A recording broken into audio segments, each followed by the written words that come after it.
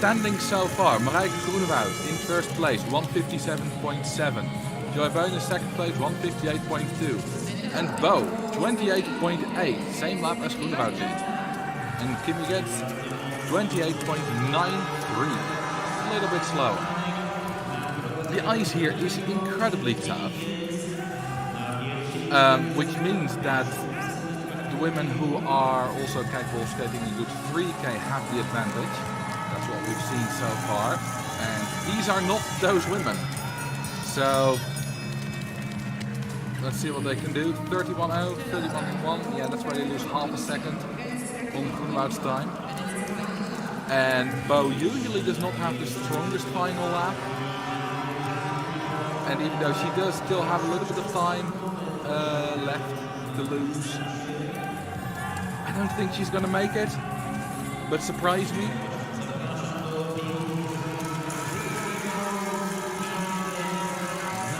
Final stretch, Bo does win the race with a time of 1:58.82. Goes into third place, goes into fifth place, 1:59.8.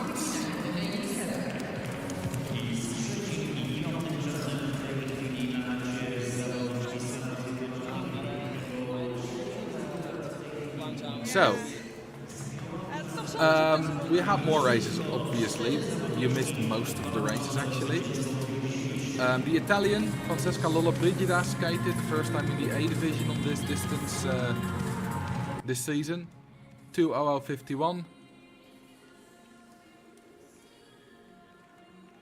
Esther Kiel, at the moment in last place, 2:03.76.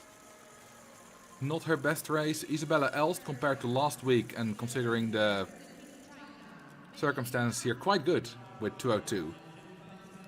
Right. Second to last race. Just 2 more races to go. Mei Han, the Chinese skater, against Ragne Wiklund. Both of them have skated top 10 in every race so far on the 1500 meters.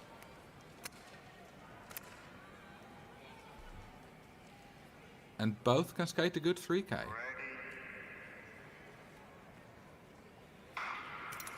Especially, of course, Ragne Wiklund, who won the 3K with a time of 4:06 yesterday.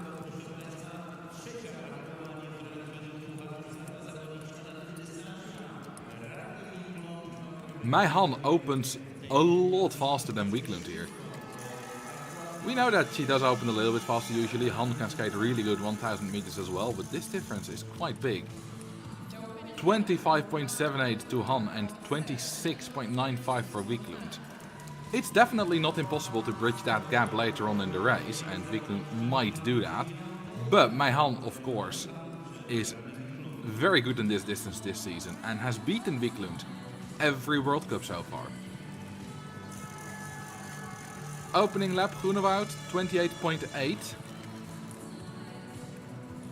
And 29.0 for Han, 29.4 for Wiklund. Han has 2:10s on Groenewoud. And I do feel like Wiklund is coming. She does look like she has the higher speed, but the gap is quite large.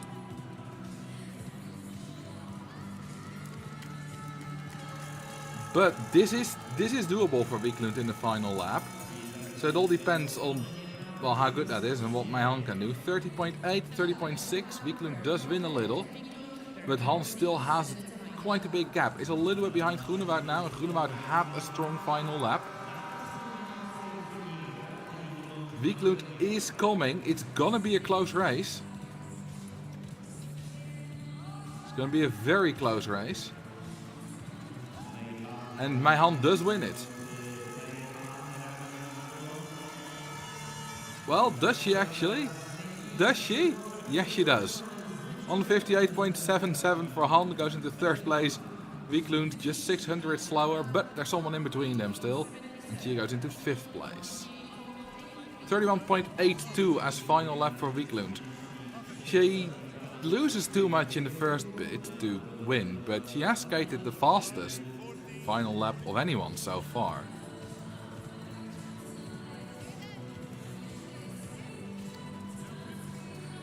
But yeah, 26.95. Groenewoud opened 0.8 of a second faster, and Groenewoud already is not the fastest opener.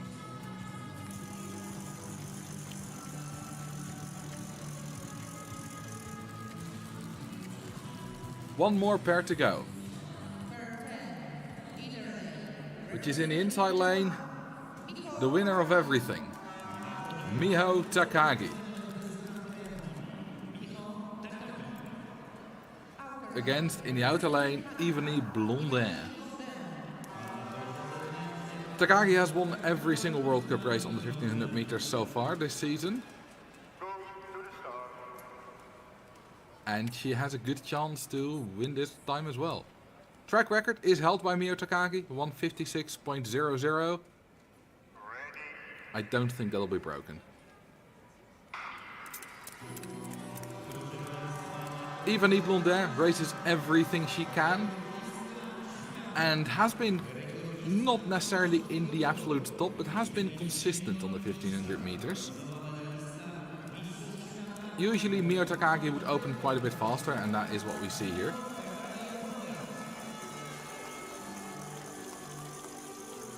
An opener of 25.59 and Blondin 25.20. That's reasonably fast for Blondin. Especially considering these circumstances, that's really good. Takagi usually skates not the fastest first lap. She can do, she sometimes does, but often she holds back a little and then unleashes whatever she has left in the final 2 laps. And you can see that here as well, 29.1 for Takagi, 28.6 for Blondin, which I believe is the fastest lap we've seen today.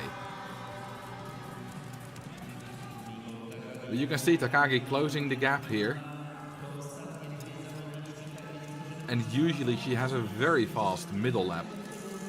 Right, Groenewoud, leading time of 157.7, had a middle lap of 30.5. And Takagi 30.0, wins another half second there. Blondin loses a bit there, 30.8. So Takagi has to skate the final lap of 32.8 seconds or faster to win this. And considering her reputation for doing that, she probably will do again.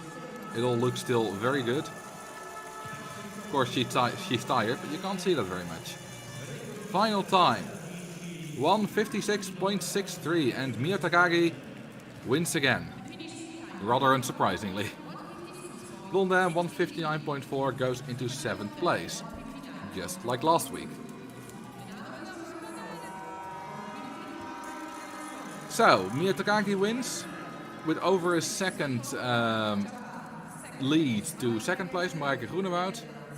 And into 3rd place with 158.21, we have Joy Bone. And then Meihan, 4th. Again, very good. As we saw in the 3K yesterday as well, Meihan has absolutely stepped up this season. And is better than she's ever been before by quite a significant margin. And it's very good to see her do that consistently. You'll have skaters that, you know, might improve and then have one really good race, but then fall back a little bit to their old level. But Meihan has, her base level is consistently high, which is really nice to see. Then Brittany Bowe, who is not on the top of her game this season, but is consistent and still very good. She's not winning, but she is skating top 5, top 8, stuff like that. And sometimes a little bit of podium. And here we see place 11 Dull, then Lolle Brigida, Kilberg, Kikuchi, Onodera, Yang, Van Elst, Motte, McGregor, and at the end of the line, Esther Kiel.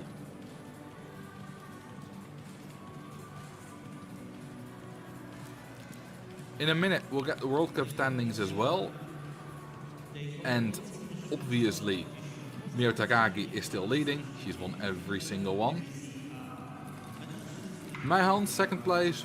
Then Brittany Bowe, Kimmy Geddes, Antoinette Rijpma de Jong, who was not here today, so lost a lot. She was in 2nd place. But if you miss one World Cup, then you lose a lot. And Wiklund and so on. And that was a very short World Cup race for the 1500 meters. Well, at least what you saw.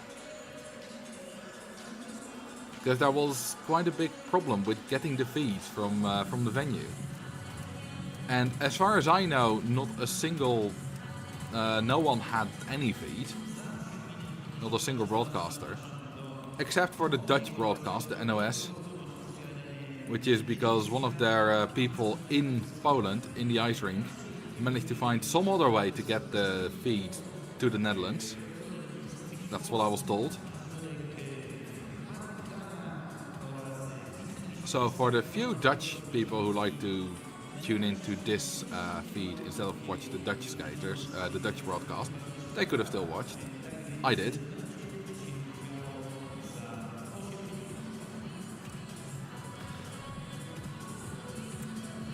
Morozova also in the top 10. She had a little bit of a rough start of the season, the Kazakh skater, but she was improving a lot now in the 500 meters, was 6th last week and now 10th. So that's a lot better.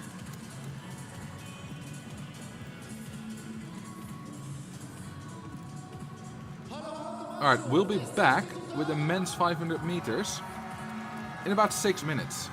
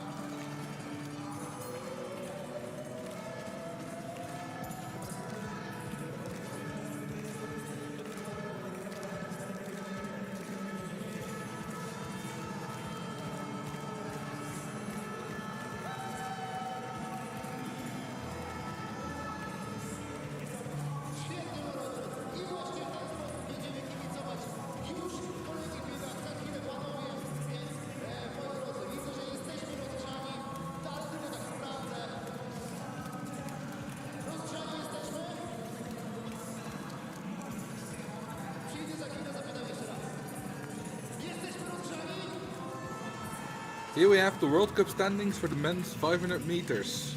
Japan, Morishige, Murakami, Shinhama, the entire top three. Then Dubreuil, Yuno Kim, Yuda Yamamoto, Two Dutch skaters, Scheperkamp and Popman. Scheperkamp will not be here today. The entire team Jumbo-Visma of the Netherlands is training in Colombo in preparation for the Dutch Single Distance Championships. And here we have the pairs, Tianlong Li, Yanning de Bo, Tingyu Gao and Jordan Stoltz. That's going to be a very exciting second pair already. Morimoto, Michalski, Otterspeer, Lorentzen, Kania, Magnussen. Very good racers in every pair. Bolza against Nili Jop, Jan Botman, Damian Chirek, Shinhama Kim, Debray Yamamoto, and we end with a fellow Japanese race, Murakami against Morishige.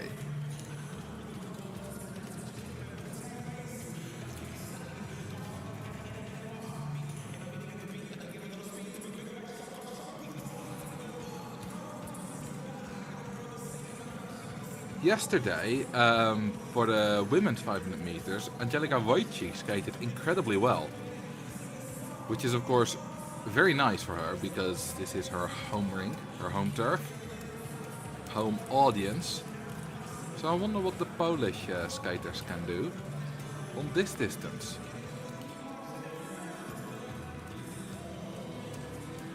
Damian Chirek has been the best of the bunch this season. His best place so far, 5th place in the World Cup. Right, for some context. Track record by Tingyu Gao is 34.26, which is completely ridiculous. He skated the fastest opener ever of 9.32 during that race. 10th fastest time is a bit more realistic to achieve today, is 34.73. Here we have in the first pair Tianlong Li, 21-year-old Chinese skater, against the Dutch Yanning de Bo, who's just 19. Used to do short track, now does long track. They say he's a little bit too tall for short track. I don't know a lot about short track, so I'm not sure how true that is, but I can imagine it's true. And this is his first proper season on the long track, and he's immediately doing incredibly well.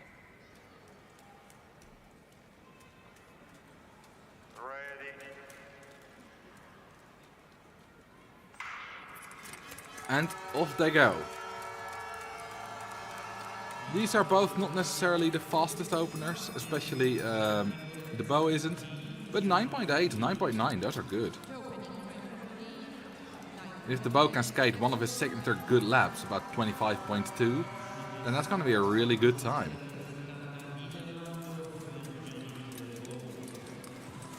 Both skaters have never skated under 35 seconds.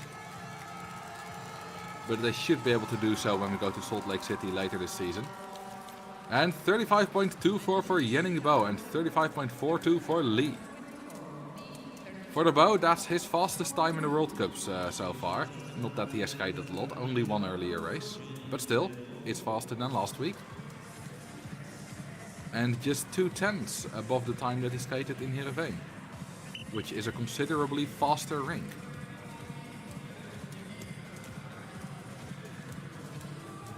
So at this time, he has a lot of prospects of doing well.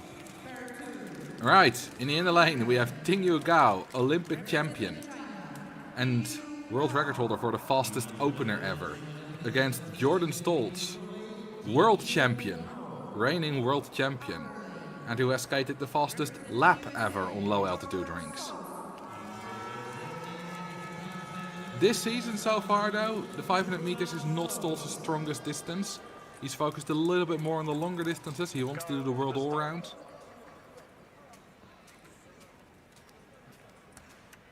But he did manage to get the 3rd place at the first World Cup. So he's still very good. Ready.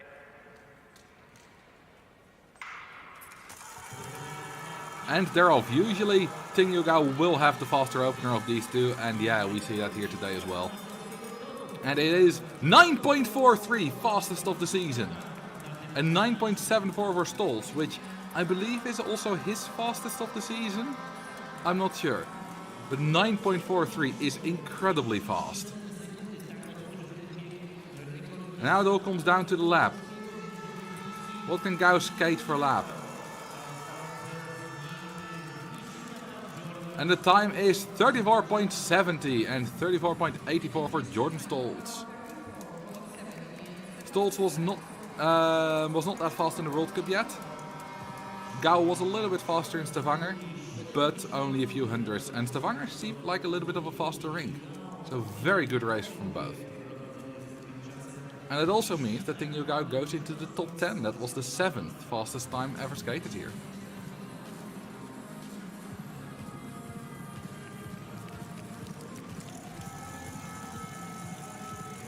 And again with a blazing fast opener of 9.43. Takuya Morimoto against Piotr Michalski. Michalski had a very good Olympic season. Was the best Polish skater in that season 2 years ago. This season he skated a bunch of top 10 times. So he's still good. Not quite at Olympic level though. And Takuya Morimoto has been fairly consistent. Skated his best result on his home rink of Obihiro in Japan. Morimoto has opened 9.4 in the past.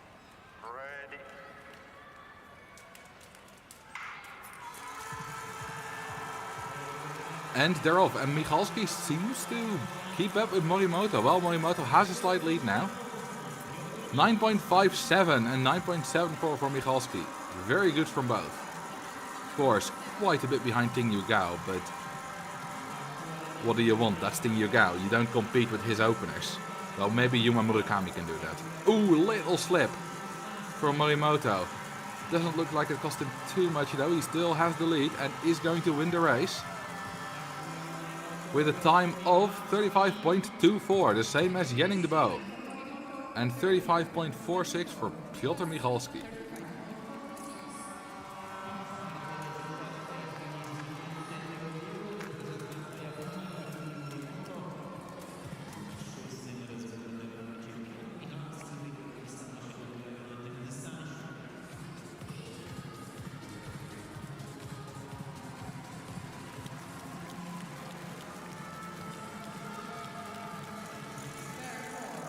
Here we have Hein Otterspeer against Halvard Hulmefjord Lorentzen. Otterspeer, the oldest and the tallest of the field. And Lorentzen, prior Olympic champion of 2018. The 500, not his best distance anymore. He loses, due to his age and back problems, he loses a bit too much in the opener. On the 1000 though, he's still very strong. And occasionally, he can skate very good 500 meters as well still. Ready. Ooh, false start.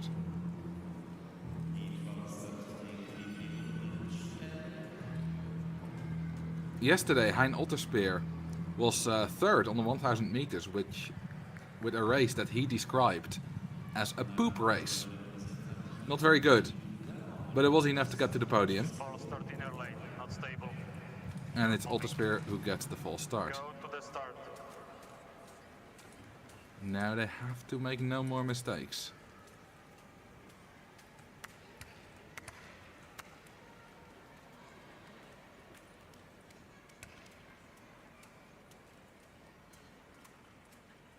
Ready. Ooh, that was very fast. The starter waited like a second. Usually it's about twice as long. And Lorentzen has the fastest opener of 9.97 and Otterspeer above 10 seconds. There you lose over half a second on Ting Yu Gao. So that time is definitely out of reach. But what about the second time? Jordan Stoltz was 34.8. Lorentzen easily wins the race with a good lap. And his time is 35.21. Goes into third place. Otterspeer 35.48.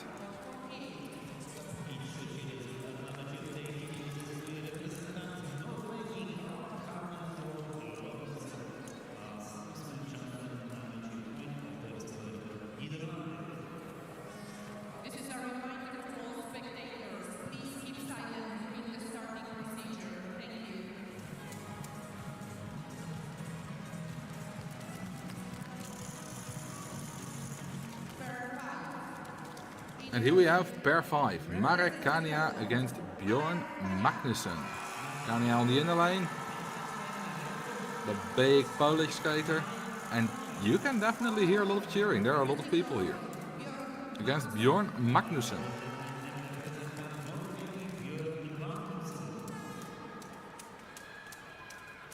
Who is currently the most consistent Norwegian sprinter. At least on the 500 meters.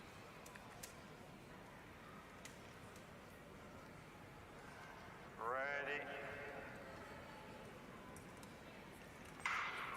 And that was a down start for Magnussen.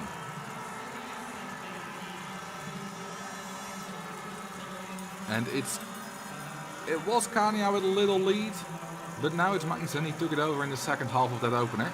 With 9.81 for Magnussen, 9.83 for Kania. Both for them good openers.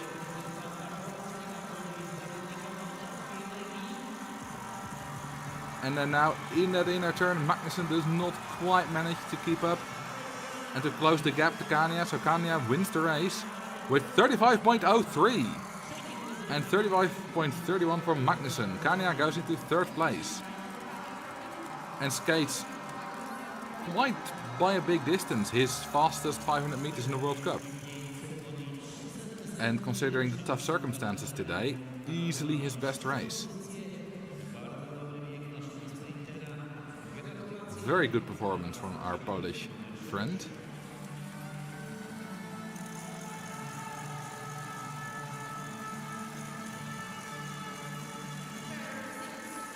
And in this pair, pair 6, start of the second half, we have in the inner lane David Bozza, the Italian, and in the outer lane, the exotic Spanish Nil Jop. Just 21 years old and already very good. Not quite got the level to win anything yet. Go to the start. But if you look at him season by season by season, he gets a little bit better every season. So if he keeps up that progression, he'll get there. Ready.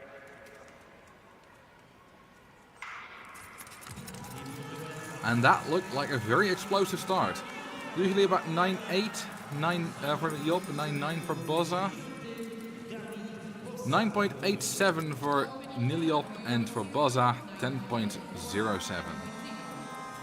And Job has an excellent draft here to the back of the big Italian skater.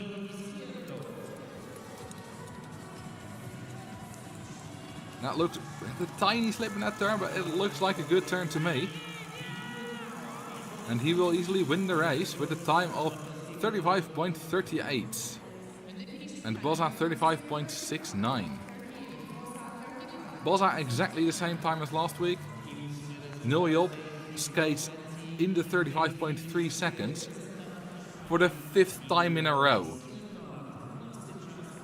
Job's World Cups have been 35.19, 0.33, 0.39, 0.30, 0.35 and now 0.38. If that isn't consistency, then I don't know what is.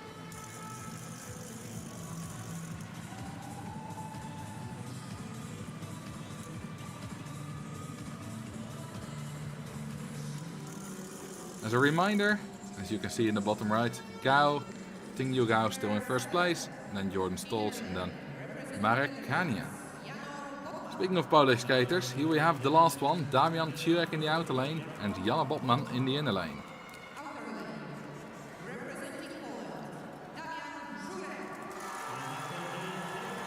Czurek is so far the best Polish skater, has not skated in the 34 seconds yet this season though.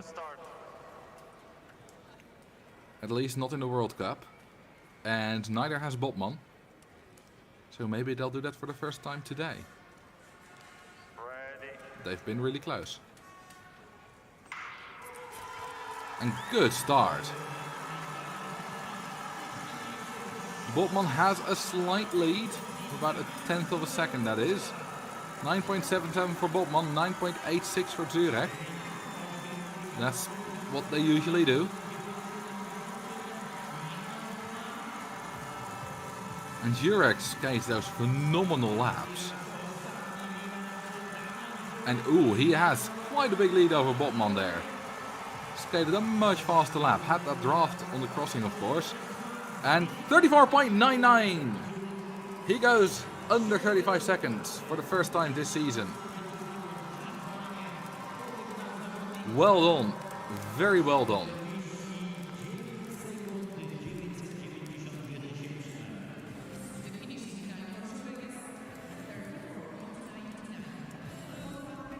And Jana Botman has a final time of 35.43.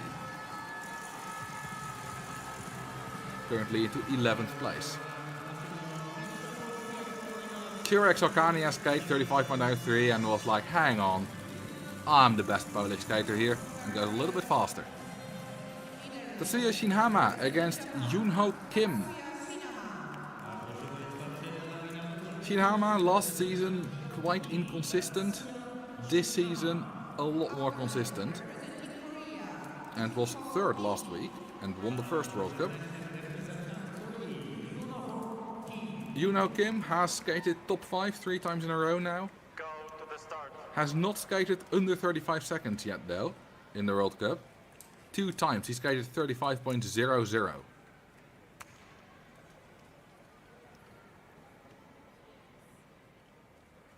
Ready. Both skaters can open really fast if everything works out. 9.56 for Kim and 9.57 for Shinhama. That's what I'm talking about. That's an opener you can do something with. Kim has a little bit of a draft. Shinhama's back, but now has the tough inner corner. And ooh, yeah, had to put his hand to the ice. Kim does win the race though, or is it Shinhama? No, it's Shinhama who pulls away a little bit on the final stretch. 34.86. And Yoonho Kim, 34.98, under 35 seconds for the first time this season. Shinhama has done that before, he's been faster, but still a very good time. He goes into 3rd place. And we have 2 more pairs to go.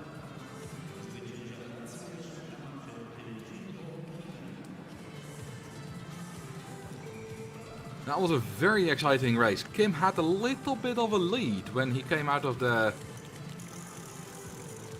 second corner. But Shinhama can skate a really good 1000 meters as well and had that extra bit of power on the final backstretch. Right. Second to last race. Laurent Dubreuil on the inner lane. The Canadian favorite against Yudai Yamamoto, the Japanese surprise of the season. He skated a personal best at the first World Cup of the season, under 35 seconds for the first time. Dubreuil has very fast personal bests, has not come close to that yet, but that's also quite unrealistic.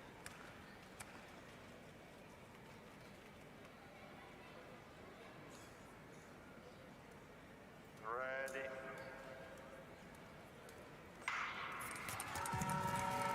Dubreuil definitely was faster off the line there, a lot faster.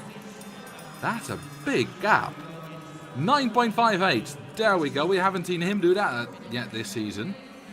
He had a little bit of a knee injury, which made starting off quick difficult, but this is more like it. This is the old Laurent Dubreuil. And now for that lap, which, ooh, he looked behind to see where the Japanese skater was. Now for that lap, which Dubreuil can do really well. 34.77 goes into 2nd place. And Yamamoto 35.45. Easily Laurent Dubreuil's best race of the season. His toughest rink and his fastest time.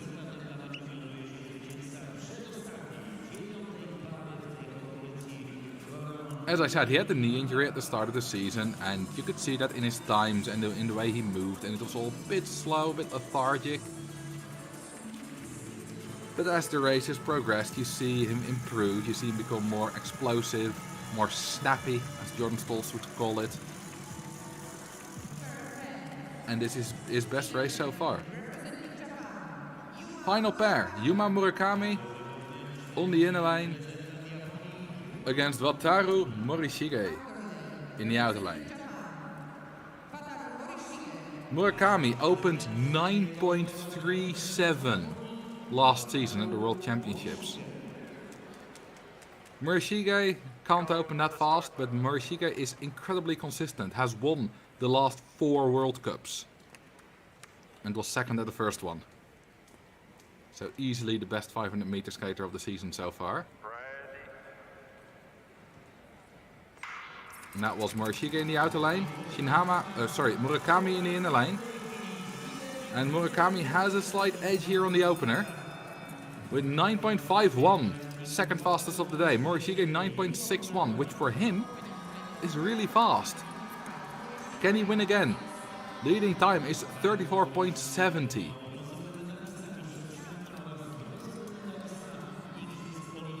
And Morishige does look like he's going to beat Murakami, and he usually has a stronger final stretch. And the final time is 34.82. He does not win, he goes into third place. 35.02 for Murakami. That means that Tingyu Gao wins his first World Cup of the season.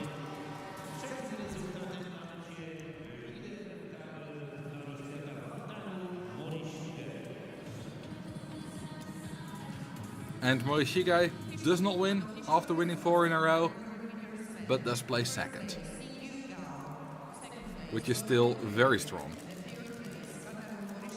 My apologies, places third. Because it's Laurent Dubreuil who places second. And Jordan Stoltz, who also skated 34.82, same time as Morishige, is fourth. And I can't see the milliseconds, but they've looked at those, and Stoltz was apparently a little bit slower. 7 skaters under 35 seconds, which is remarkably many, considering the times on the other distances. Remarkably strong field here. Looks like it's more sprint ice here today.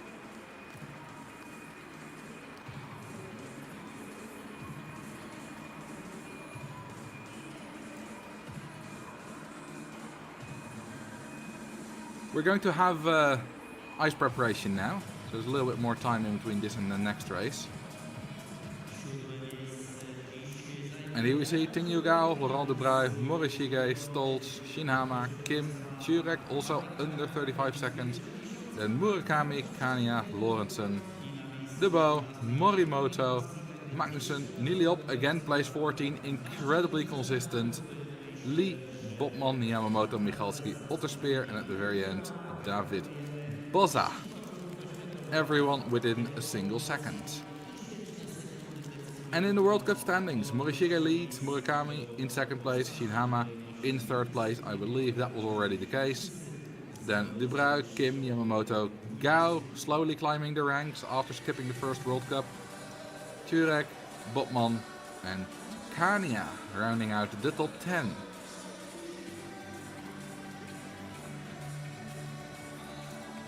The men's 1500 meters is next. And it will start in about 16-17 minutes.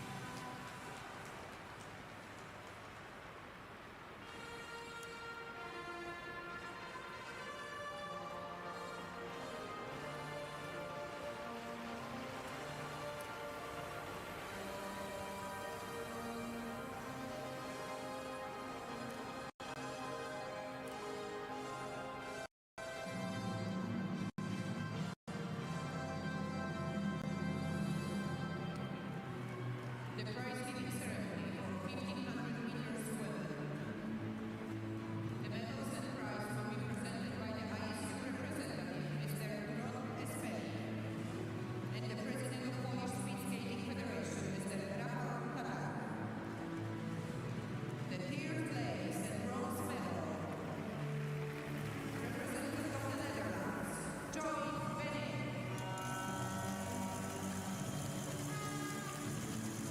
1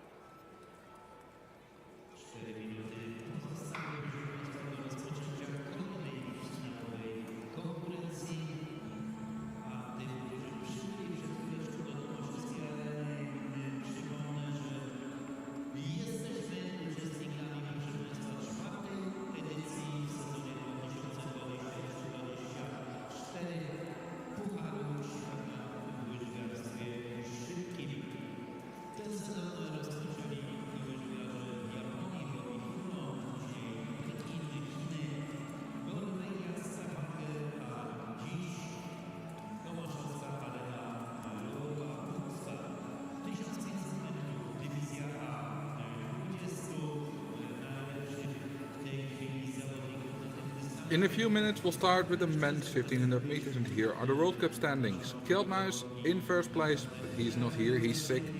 Then Zhong Yangning, Patrick Roest, Jordan Stolz, Yamada, Aitrem, the other Yamada, Engelbraten, Kongshoek and Dijs. Jordan Stolz won the last one and has good papers to win this one as well. Here we have the pairings, Jaewon Chung, Ule Clive, then Trentini against Lehmann, Hou against Jelinas Beaulieu, Swings against Tsukiya, Nonomura against Johansson, and then in the second half Wesley Dijs against Hendrik Dombak, who has been improving every race this season. A Norwegian pair, Engelbraten against Kongshoek, then Aitrem to Ning, Roest against Kazuya Yamada, then in the final pair Jordan Stolz against Masaya Yamada, who have both already won a 1500 meter World Cup. Yamada won the first one, Stolz won the third one, and now he's won the second one, but he's not here, he's unfortunately sick. I think Jordan Stolz is quite happy with being in the final pair and being in the second pair of the 500 meters, which we just had, to have the maximum amount of time between his races, that he can rest a little bit. Not the ideal schedule for him or anyone who skates both distances, which are not a lot of people, but some do. So, for some context, track record. 1:45.44 skated at World Cup 6 last season by none other than Jordan Stolz. 10th fastest time, so to go into the top 10, you have to skate faster than 1:46.47. Track record looks to be possible if you compare these times that we've seen so far to last week in Stavanger. A little bit under a second slower. And in Stavanger we have 1:46.6, 1:44.6. So 1:45.4 should be possible. Pair 1. Jaewon Chung, the Korean, who was second in the mass start yesterday, against the Norwegian Christian Ulekleiv. One of the many good Norwegian milers at the moment. Last year, suddenly Norway was like, here we have a bunch of people who can skate a great 1500 and a great 5k. And they're all in the A division today.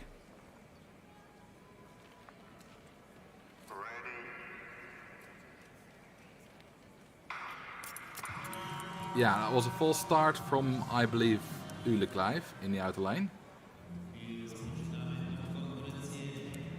He made a little bit of a movement.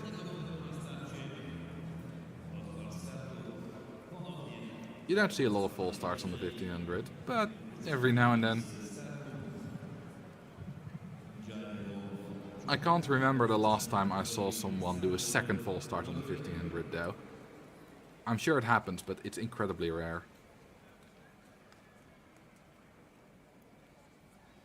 And yeah, Ulekleiv gets it. Doesn't matter though. Whoever does it next is out. Full stop only. Go to the start.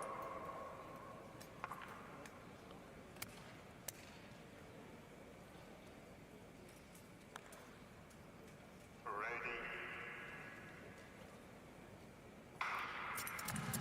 This time they're off without any hitches.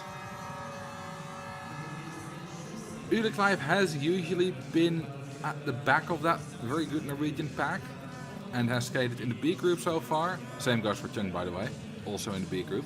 But they skated top 3 last week, so they promoted to the A group this week. 24.6 for Chung, 24.69 for Ulekleiv.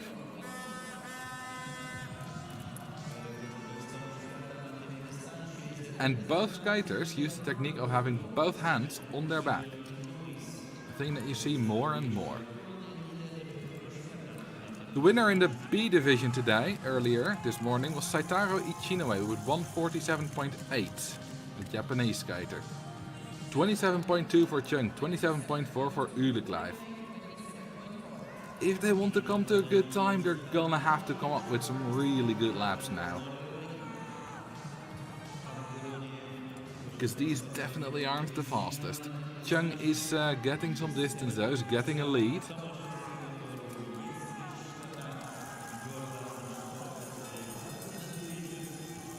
And at the 1100 meters, 27.9. Now that is what I meant. 28.4, still good. 27.9, less than a second slower than his first lap. Which is very good. There are not that many skaters that can do that.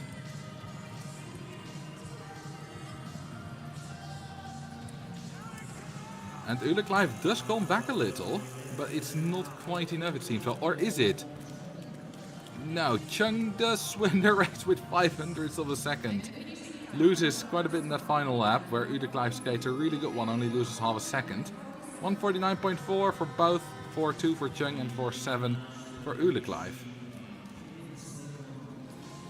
If we compare that to the B division earlier today, 4 people were faster there. Ichinue, De Hetre, and then the German skaters Emmele and Klein. You can't exactly compare that. Ice quality might have been a little bit different, temperature might have been different, and you do skate them. Although I don't think they did that here, but sometimes you do skate them in quartets instead of pairs, which gives a lot of quite a big advantage.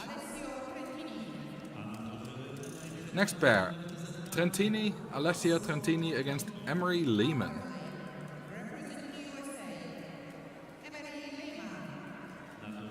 Lehman skated an incredible time in Milwaukee, 144.4 at the US Championships. Has not quite been able to replicate that yet in the World Cups. Has skated in the B division only. But was good enough to promote to the A division today.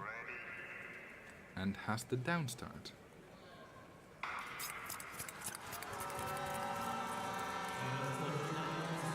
Trentini has been fairly consistent, 147, 148. And Lehman roughly the same times. In the first 3 World Cups, Trentini has a little bit of a head start here, a little bit faster here. 24.2, 24.3 for Lehman. Especially for Lehman, that's a good opener. He can do something with that.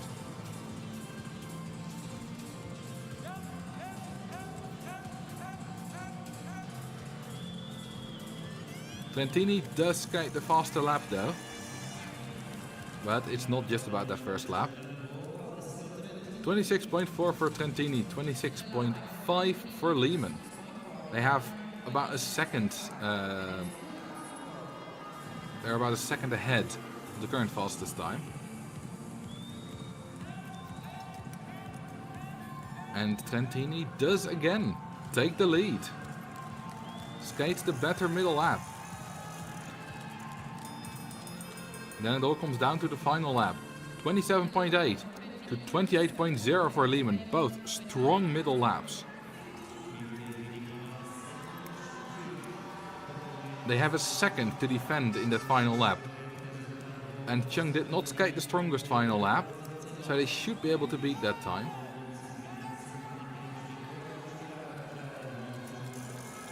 And it is Lehman who makes the comeback and wins the race.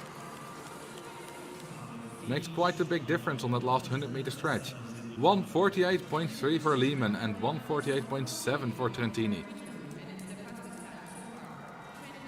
Seeing the times on the other distances, I would consider this Lehman's best race of the season in the World Cup so far. It's not his fastest, but the ice is tough today.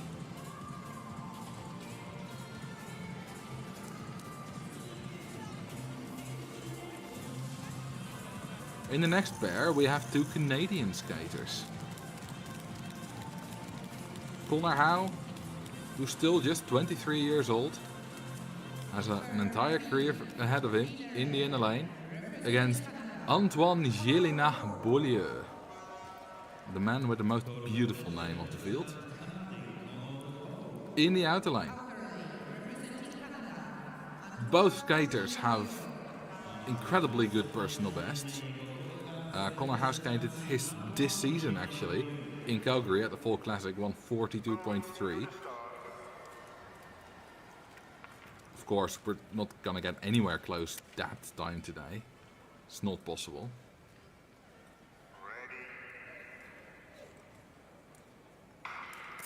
And Howe is the reigning Canadian champion. Had quite a big slip at the championships, but it was still enough to win. But was hoping to skate a new national record, which is still Danny Morrison skated in 2008, 142.01, which at the time was a world record. 24.18 for Jelinas Beaulieu and 24.19 for Howe. And Howe has actually explicitly stated that he really wants to skate that Canadian record. His times in the World Cup have not been great so far, especially compared to what he did earlier this season. But if he manages to get that shape back, which he had in September, then when he gets to Salt Lake City or the World Championships in Calgary, anything's possible. 26.2 and 26.6. Fastest lap from Connor Howe that we've seen so far. And he has an excellent draft here behind his fellow countrymen. And pulls away by a lot. Skates a great turn.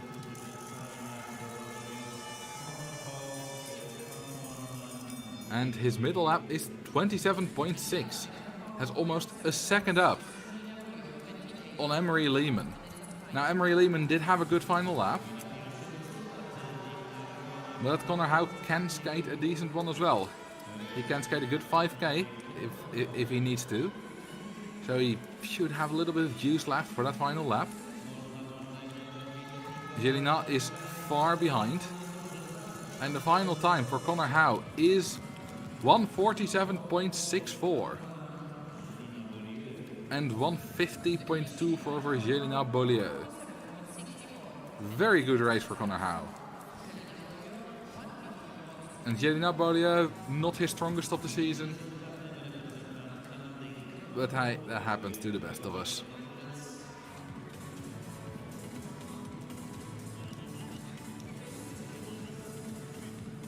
So Connor Howe takes over the lead.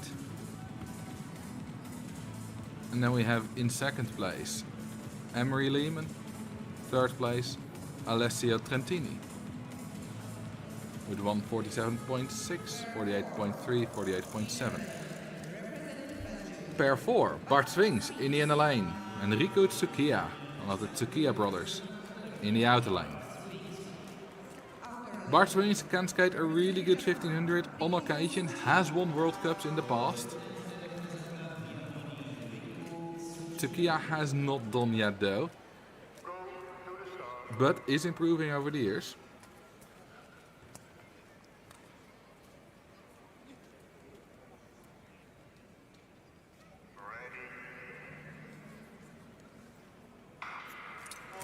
And both skaters are definitely not sprinters. You're not gonna see the fastest openers of the day here.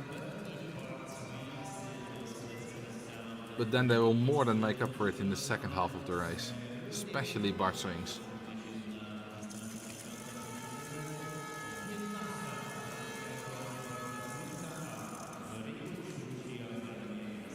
Well, Tsukiya does skate the fastest opener so far, but still above 24 seconds. Bart Swings 24.6. And Tsukiya skates a fast first lap. He closed the gap almost entirely on that crossing. And gassed a little bit of distance. 26.45 for Tsukiya and 26.6 for Bart Swings. They can do everything with this. It's a good start. And Swings has closed the gap a little bit. He should have the higher speed now. It's not quite there yet, but the gap is smaller than it was 400 meters ago. One more lap to go. 27.4 for Bart Swings and 27.8 for Tsukiya. And it all comes down to that final lap. Which usually, Swings' final lap is pretty good. But there comes Tsukiya. And Swings has a little bit of a lead. And does manage to win the race. With a final time of 1:47.19 goes into the lead. And Tsukiya just a little bit behind Connor Howe, 1:47.67 goes into third place.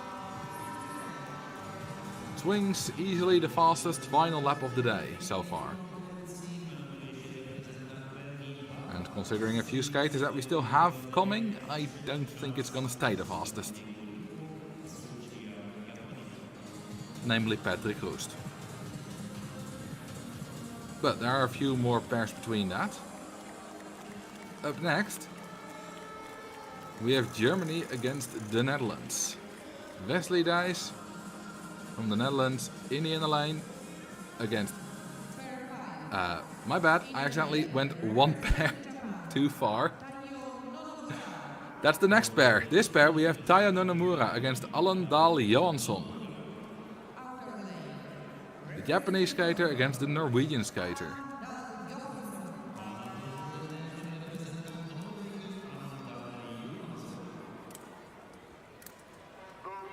Nonomura was top 5, he placed 5th in his first World Cup.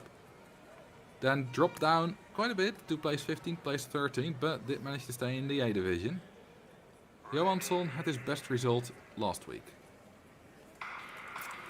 Ooh, false start.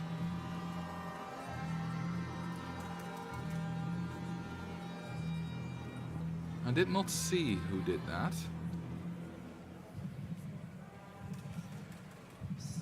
The outer lane, that's Johansson.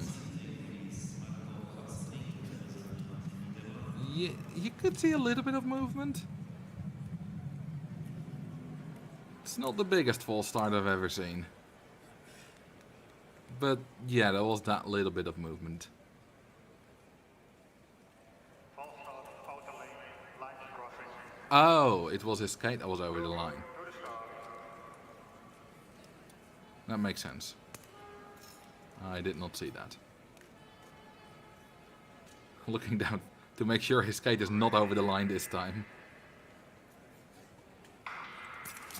Yeah, I saw that. Johansson.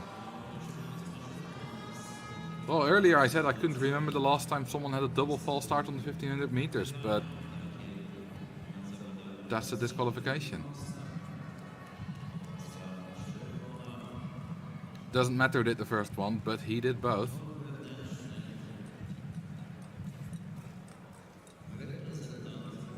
And he's out. That's such a shame. False start, outer lane, disqualification. Go to the start. And now Nonomura has to go to the start alone, race alone for the third time. Ready.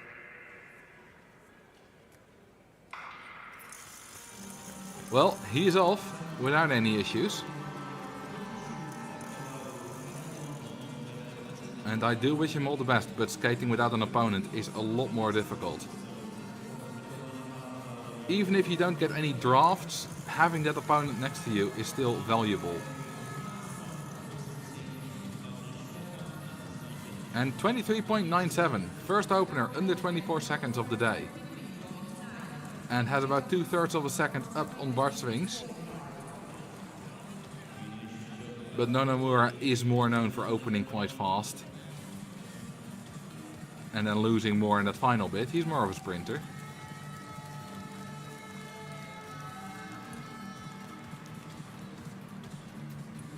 .26.3. Has a second up on Swings. But he'll need that entire second. Because Swings' final lap was very good.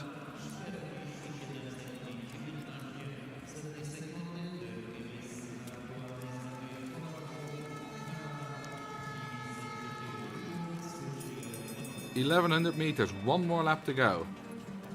28.5, already in this lap he lost his entire lead that he had on Bart Swings. And he's not gonna make up for that. He would have to accelerate, skate a faster lap than he did now in the final lap. And, well, that only happened a few times. Ever.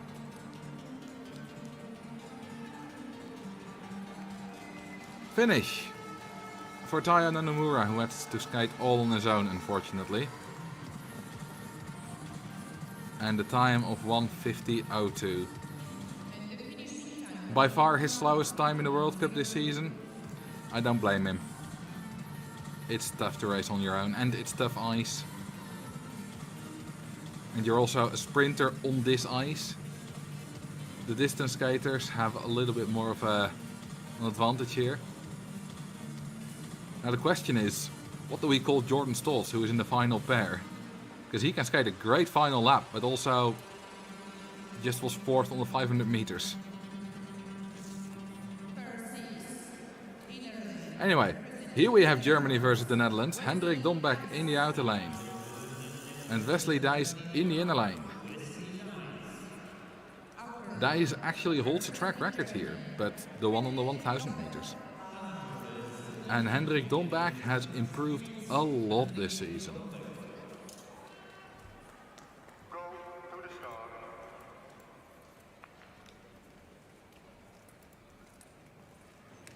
Has a personal best of 1:45.91, Dombeck. Skated 3 weeks ago.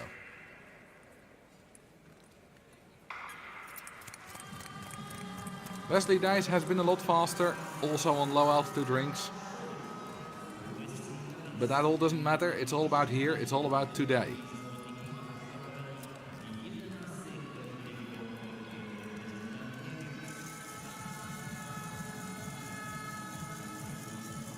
And the opener. For Dombeck, 23.79 and 23.88 for Dijs. Fastest of the day so far. And that's for both skaters. Faster than they've done earlier. So it's good openers.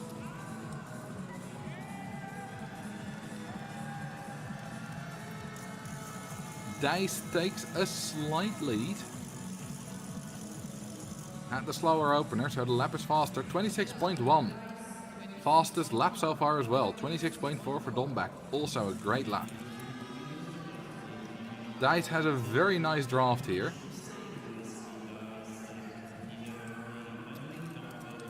And you do see the effect of that. You do see the effect of the better middle lap for Wesley Dijs. Where he skates 27.46. He has 1.2 seconds lead on Swings, but Swings had a great final lap. And Dijs is a little bit more of a sprinter, and you can see that he has a very tough time. And Dombeck hasn't lost yet.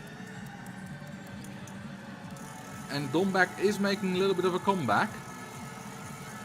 But Dombeck's comeback is not enough, or will it be? No, Wesley Dijs does win the race with 1:47.19. Exactly the same time as Bart Swings. Dombeck skates a faster final lap. It's not enough to beat him. 1:47.29 goes into third place.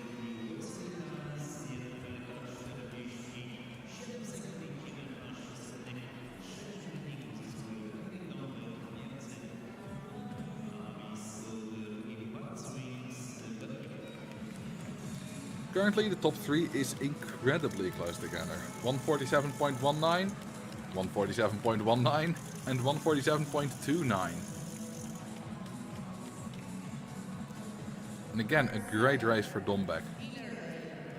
A Norwegian pair, Halger Engebraten in the inner lane, and Peder Kongshaug, pronounced in my best Norwegian, in the outer lane. 23 and 22 years old respectively, still very young skaters, very good skaters. Engebraten already has an Olympic bronze medal. And Kongshaug was fourth on this distance in the Olympics.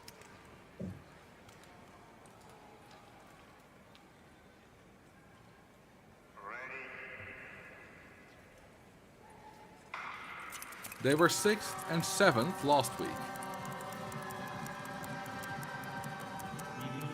So quite a good result. They skated almost the exact same time, so let's see what they can skate today. Last week Engebraten won with 600 difference, 146.51 to 146.57. 24.1 for Kongshoek and 24.4 for Engebraten. That's what you can expect from these skaters. They're not sprinters, they can skate really good 5Ks, especially Engebraten.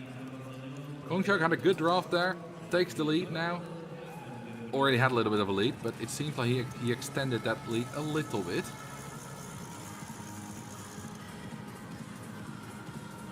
$26.1 for Kongshoek and 26.3 for Engebraten.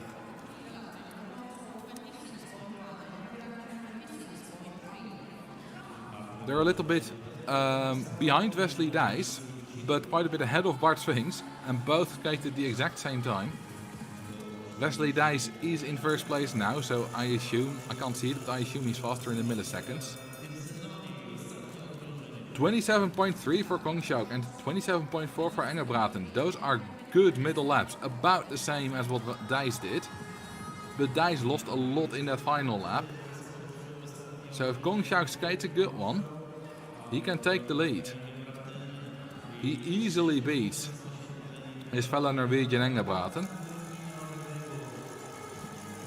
And here's the finish. What will his time be? 146.44, really good time. Goes into first place by 3/4 of a second. Engebraten a little bit of more than a second slower, 147.47.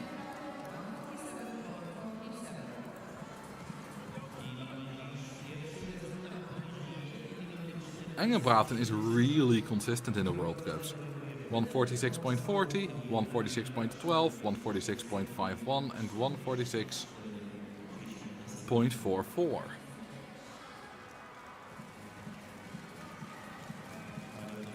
He hasn't skated top 5 yet. He can have that level, but not quite, does not have it yet, but he's incredibly consistent. Zongyang Ning in the outer lane against Sander Eitrem.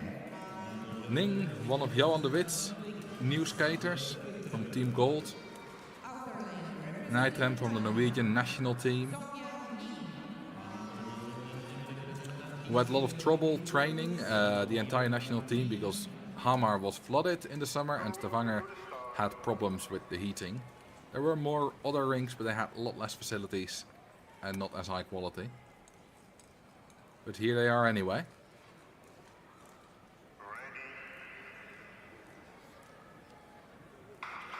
False from Eitrem. Zongyang Ning has skated top 5 every time so far. It's actually Zongyang Ning who gets the false start. Could have sworn that was Sander Eitrem, who moved too early. I failed to see how this was Ning.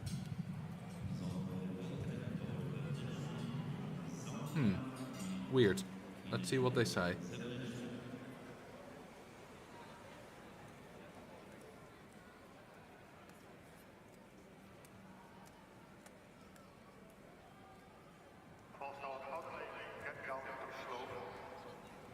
So apparently he took his start position too slow. Which is a thing you do here sometimes.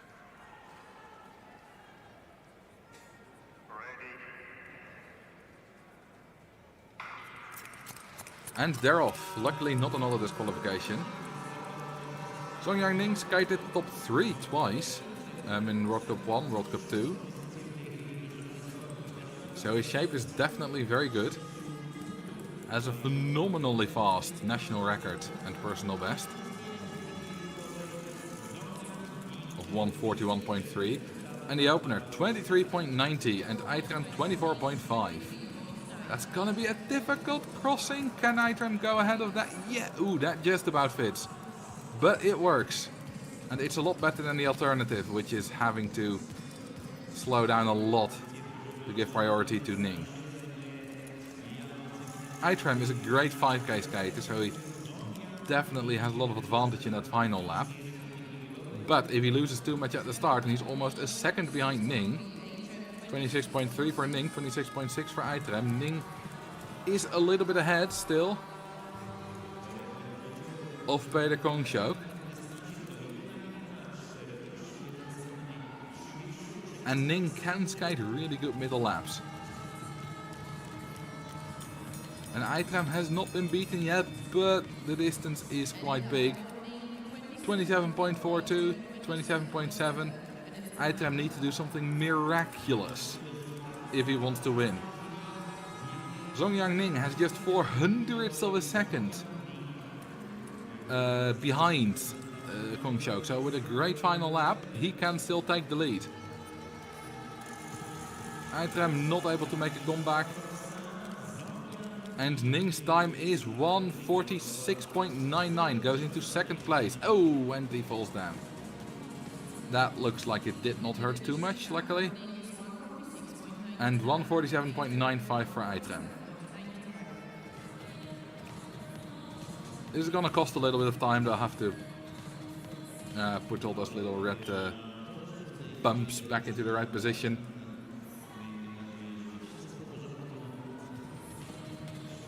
But he went into the cushions fine.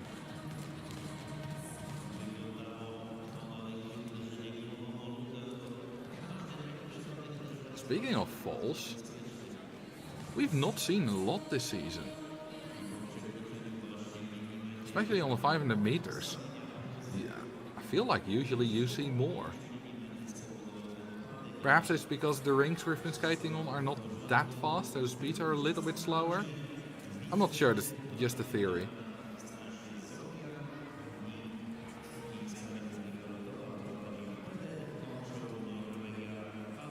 Either way, it's a good thing to see. It's never nice when someone falls. Patrick Roost against Kazuya Yamada. Patrick Roost has skated so many incredible final laps on 1500 this season. Doesn't have the starting speed yet to be able to win.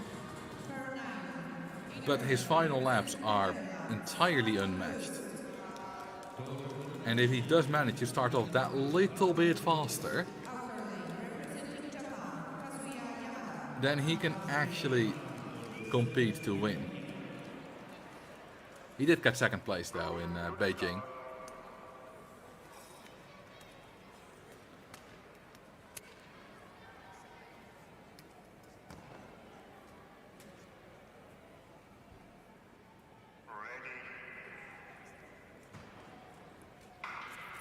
Last week, Patrick Roost had his laps of 26.8, 26.8, 27.3. Just half a second lost over the course of the entire race, which is nearly unheard of. It's Enrico Fabrice-like, but even he rarely ever did that. Ooh, this is a great opener for Roost so far this season. I believe his fastest in the World Cup yet, or maybe entirely yet. And Yamada 23.93, a little bit faster. But for Yamada it's not that fast. So last week, Patrick Roost 26.8. Yamada here 26.5 and Roost the same as last week. I heavily favor Roost in this position, because he's known for having a much faster second half of the race than Yamada, even though he's a little bit behind. And yeah, he's already closed the gap, almost. He passes Yamada on this stretch. 27.4 for Roost and 28.1 for Yamada. Roost will have to win a lot in that final lap. Does he want to win though? He's not able to keep it quite as steady as last week. Kongshok skated 28.8 as the final lap. What will Roost be able to do? The time to beat is 1:46.41. And Patrick Roost skates 1:47.07. And 1:48.47 for Yamada. The start was faster than last week, but he wasn't able to keep those lap times down as much as he did. Still a good final lap. And Roos does still go into third place. But quite a bit slower than last week.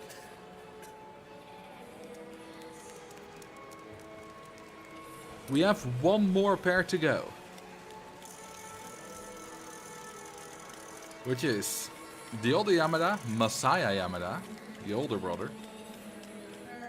Against, in the inner lane, Jordan Stoltz.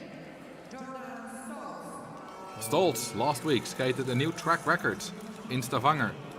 When it was slow, when everyone was skating times far above the track record, Jordan Stoltz said, I'll have some of that. I'll improve my own track record, and I said last year. Go to the start. Track record here is also his 145.44.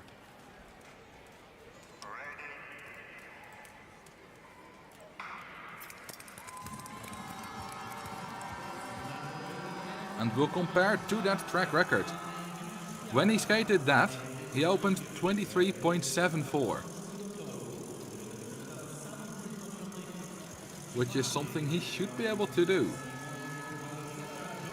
Yamada starts off very fast though. Stoltz already has his hands on his back. Ooh, 24.1, that's quite slow for Stoltz. And 23.5 for Yamada. Now it all comes down to the lap. He is 4/10 behind his track record. Yamada, we should not discount either, because Yamada won the first World Cup. Ooh, you can see Stoltz put in the power there. You can see him accelerate. And he closes the gap on this stretch. 25.9 for Stoltz. Fastest lap, only under the 27 seconds, and under the 26. And 26.6 for Yamada. Stoltz quite a bit behind his track record. So he's probably not going to make that unless he does some miraculous work in this second half. 27.2. He does win a little bit on that. He is 6/10 behind his track record. If he skates a final lap of 28.1 or faster, he skates a track record. That's 145.44. Earlier this season, he skated an incredibly fast final lap. So he can do it if he's in a good shape. But he doesn't quite manage it though. In fact, he doesn't win. This final lap is a little bit disappointing, and 146.48. Still into second place, still very good, but our winner is Peter Kongchok with 146.41.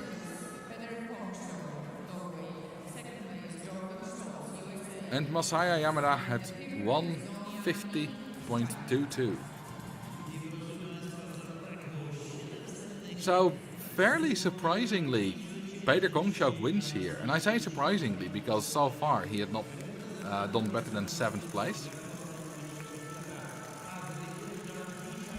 But now he wins, which is of course incredibly good. Jordan Stoltz does not win, but does place second. And I'm sure he will be disappointed with this result. Because he always wants to win, of course. It's still a good result. You can't always win. He did not win the first one either.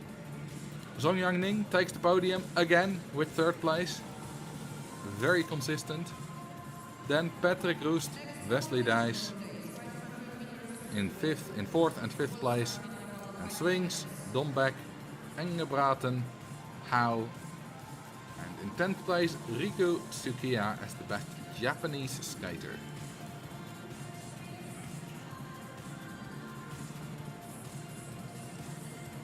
And then in the second half, Aitrem, Lehman, Yamada, Trentini, Cheng, Ude Clive, Nonomura, Yamada, Geninas Beaulieu. And without any points, because of disqualification, Alandal Johansson. Very unfortunate for him. In the World Cup standings, Zhong Yangning has taken the lead. Patrick Roest is in 2nd place. Jordan Stoltz has moved up to 3rd place.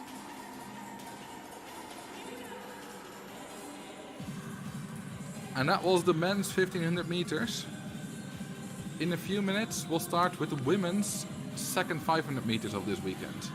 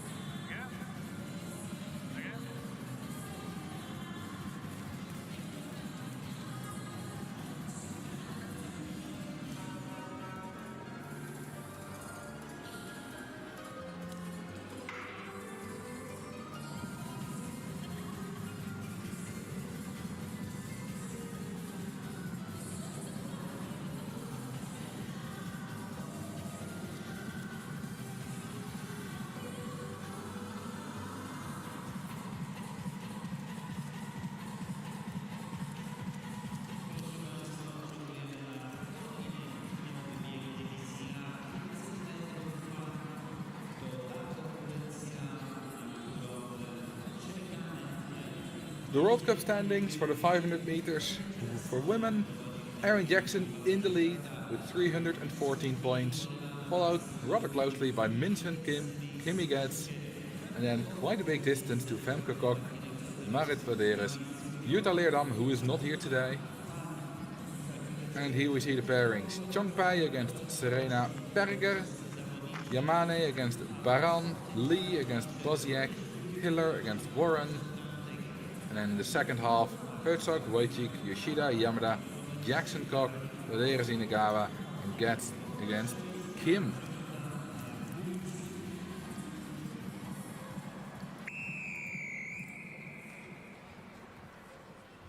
Track record 37.55 by Erin Jackson. We were quite a bit away from that yesterday. 10th fastest time is 37 points. Actually didn't update that from yesterday. It was 37.96, but yesterday two people skated under that, so now it's 37.95. Here in the first race we have Serena Berger in the outer lane against Chong Pai. Berger skated an incredible time yesterday in the B division. 38.44 personal best, and almost just 200ths of a second off from the Italian low altitude national record, which is held by Chiara Simeonato, skated all the way back in 2004, who also holds the overall national record for Italy still.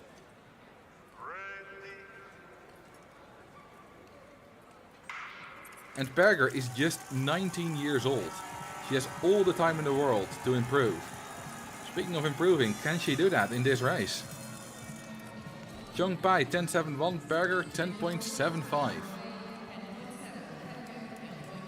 Pai has been oscillating between the B division and the A division this season, and is now back in the A division. And Berger does win the race. The question is, what will the time be? Will she skate another personal best? Not quite. 38.74 and 38.99 for Chong Pai. Still her second fastest time in the World Cup this season for Berger. very good. And also for Pi, that's a good result, a good time.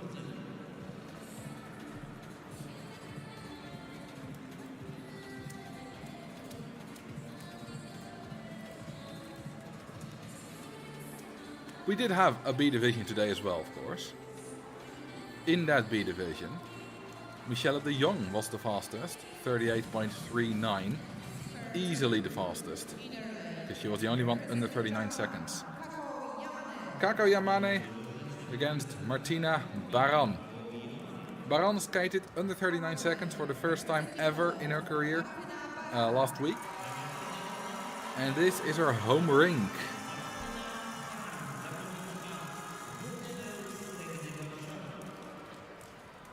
So can she do that again? Go to the start. For her audience.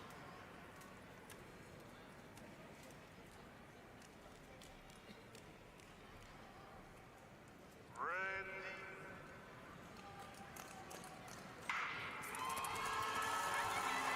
And you can hear a lot of cheering. There's a lot of people here. The hall may not be the fastest, but skating is sure popular. 10.82 for Yamane, 10.85 for Baran. Those are decent openers.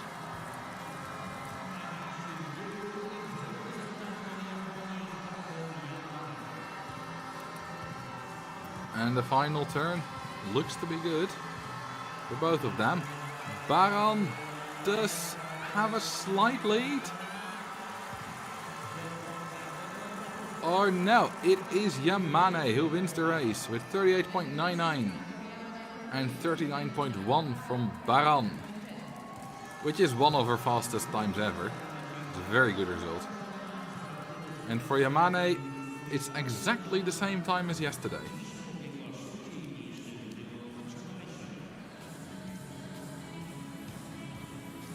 So that's also consistent.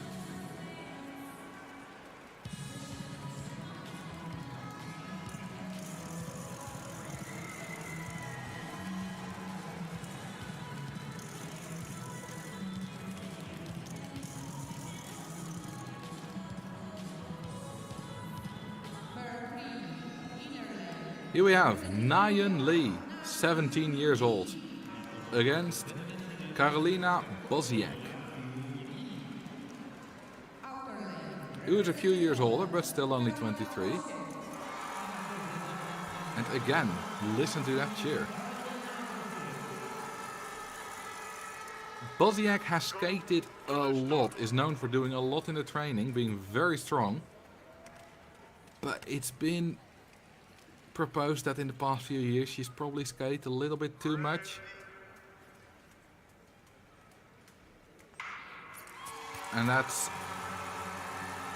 hindered her ability to skate good results a little bit. That's what's been theorized anyway. Nayeon Lee, very strong, 10.63, and Boziak 10.74.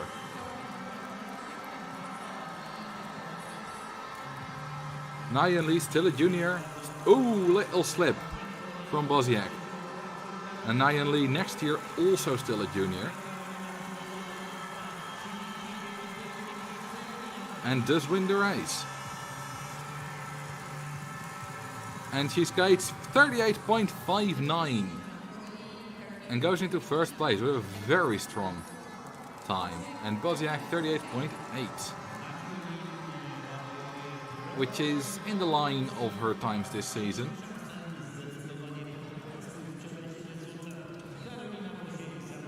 And for Nayeon Lee, it's one of her faster times actually. So a very strong race, and especially for the junior, because Nayeon Lee has skated every World Cup, and of course she did not have to travel that much for the first two, from Korea to Japan to China. It's a little bit, but it's not going to another continent. But doing 4 World Cups at that level very consistently in a row as a 17-year-old, that's impressive. Carolina Hiller, Canadian with the fastest opener of all the Canadians at the moment, against Sarah Warren.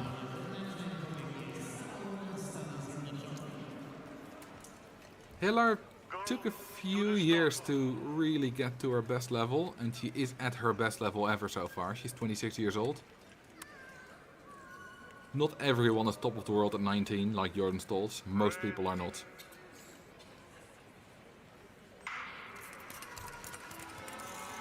And Hiller has the faster start, as expected. Takes a little bit of a lead. Not that big though. 10.62 to 10.71. That's an opening you can do something with, and for Hiller that's the fastest of the day so far.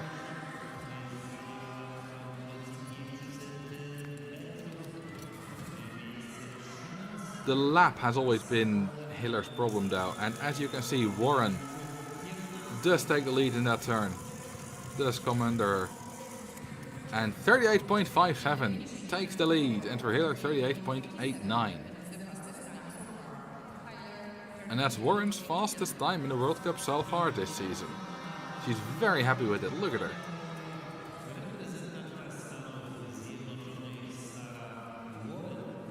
And rightfully so.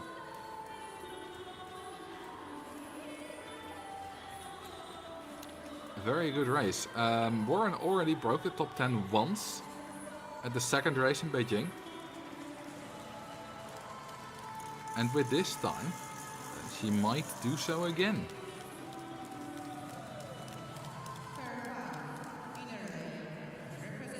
A Dutch pair. Naomi Verkerk in the inner lane against Diona Voskamp in the outer lane. Speaking of fast openers, that's what Voskamp is known for, although in the World Cups, not quite yet this season. But she did open 10-3 at the Dutch qualifier. Naomi Verkerk, the surprise of the season.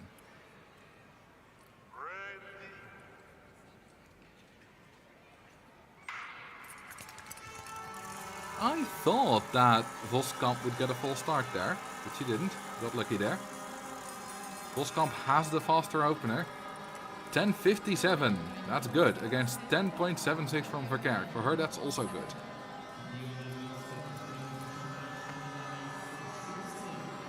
And now the lap. Verkerk can usually skate a decent one. But so can Voskamp, if her shape is right. Ooh, a little bit of a slip, but she does take the lead. Does she keep that lead? She does. Yeah, she does. With 200ths of a second. 38.51 for Voskamp, 38.53 for Verkerk. They go into first and second place.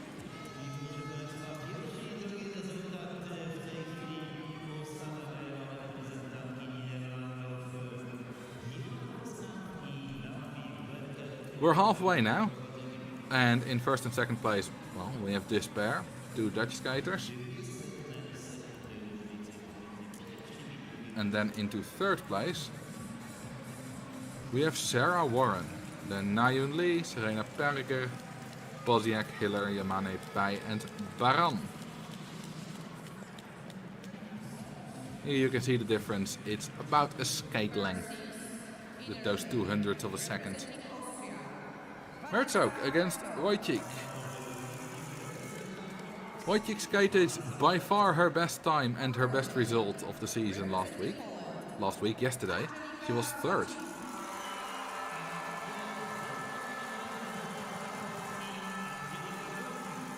In her home rink, that must feel absolutely fantastic.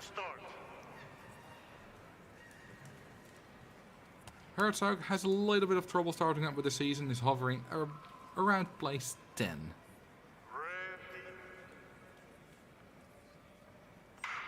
Ooh, false start. Presumably Herzog.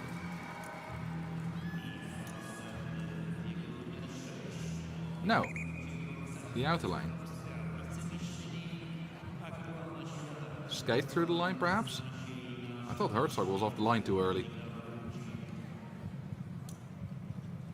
Oh yeah, a little bit of movement by Wojcik.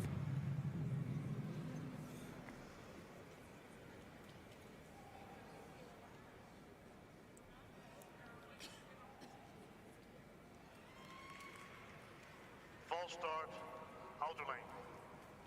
Go to the start. Has to be done right now. No mistakes allowed. Ready. And luckily they're off without a hitch. Herzog takes a little bit of a lead.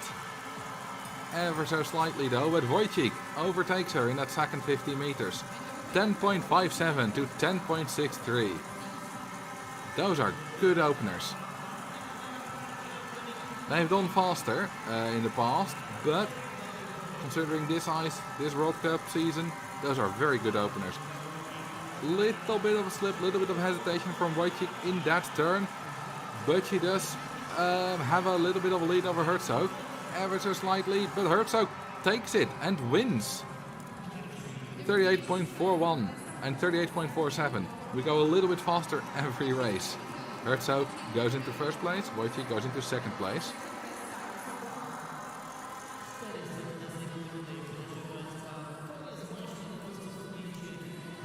Four more pairs to go.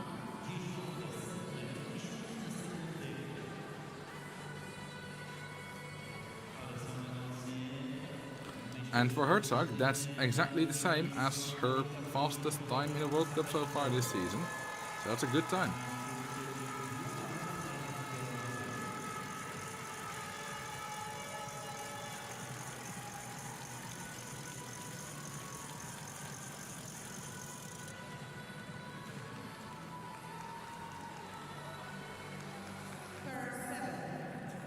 Pair 7, Yukino Yoshida on the inner lane against Ryo Yamada in the outer lane. Yoshida skated under 38 seconds for the first time in her life at the first World Cup. Has not quite been able to replicate that since though. Go to the start. And the same goes for Yamada, also had her best result in the first World Cup.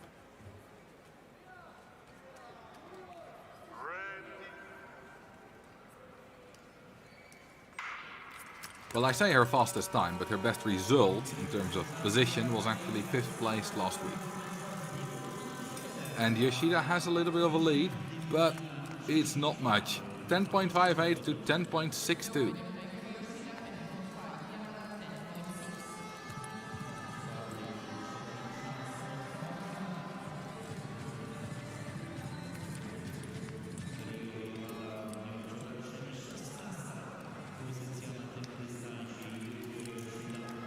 But Yamada manages to actually take a lead in that final turn, and they're equal.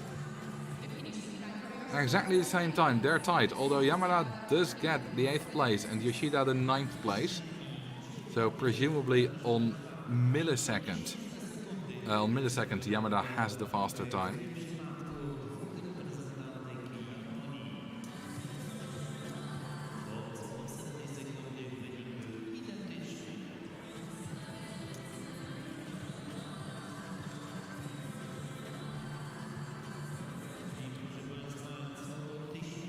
Now we get to the top 6 of the standings in the World Cup.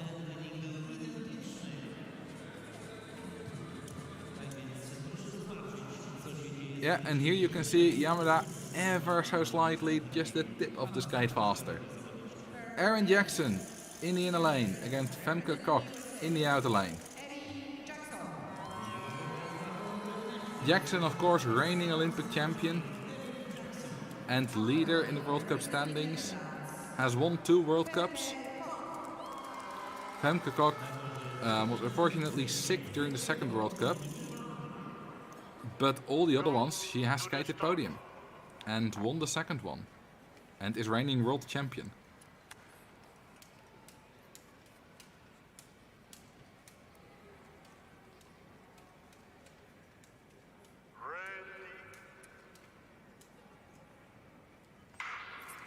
Jackson with the down start and the incredibly high rhythm.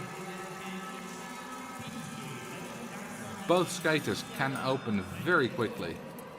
10.45 for Jackson, fastest of the day. 10.52 for Kok, is not far behind. And that's more like it. Kok has done 10.6 a lot this season. There was a little bit of a video with her where she said that she wants to do that faster. It's not coming as easily so far. And this is faster. Jackson has the lead though. And will win this race. And the time will be 37.80. Goes into first place. And 38.13 for Kok. Goes into second place.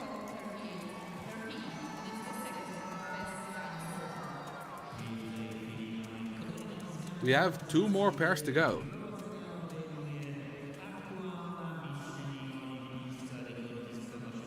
Very nice shot. You can see the ice reflected in her glasses. You could make a poster out of one of those shots.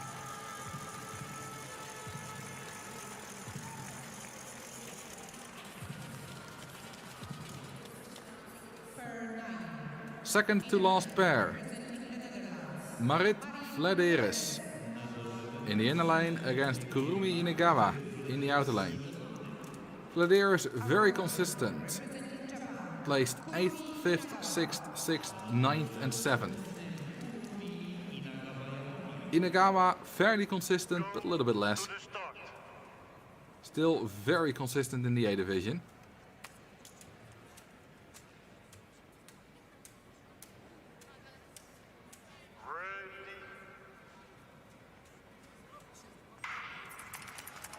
And they're off. Good start from both. Both should usually do about 10.5, 10.6, maybe 10.7. 10.5 from Inagawa, 10.6 for Vladeris. It's roughly what I can expect from them. Especially Vladeris can skate a good lap. But Inagawa can do so as well.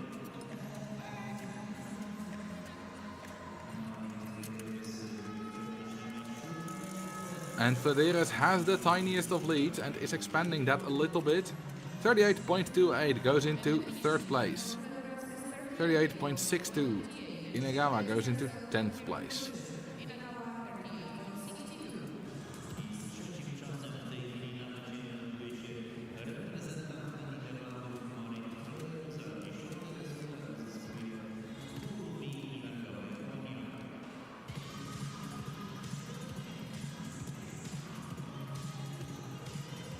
With one more pair to go, we know that Erin Jackson has another medal. She's leading the pack with 37.8.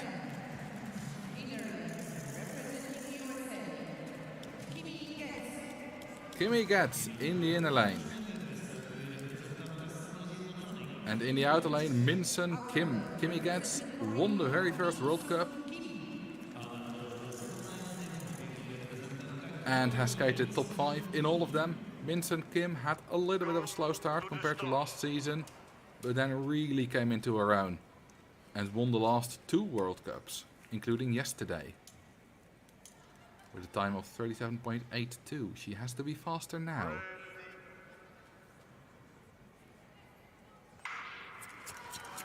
And they're off. Guts had a little bit of movement, but it's permitted by the starter. Minsun Kim has ever so slightly a lead. 10.49 to 10.57. Especially for Getz, that's really quick. Minsun Kim, we've seen her do that before. Of course, still very good. And takes a big lead in that inner corner. 37.80 is the time to beat. 37.80, and her final time is 37.95, goes into second place. And gets 38.31, goes into fifth place.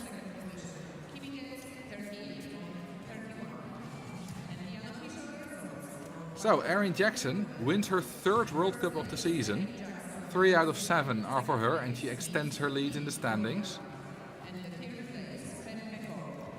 Second place, Minsun Kim, of course performing incredibly good as well. Takes the podium for the 5th time in a row. Only really had some issues the first World Cup, but after that she's done very well. Not quite as dominant as the last season, but skating podium on every race. Not many who can do that. Third place, Femke Kok, who again has skated podium so far on every race where she wasn't ill. So very consistent. Then Marit Vladeres, fourth place, which is her best result of the season so far. She got fifth in Obihiro in the second race and fourth now.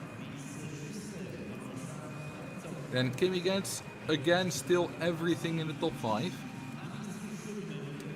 Then Herzog with place 6. Also her best result, same as she did a week ago. And then Wojcik, Voskamp, Verkerk.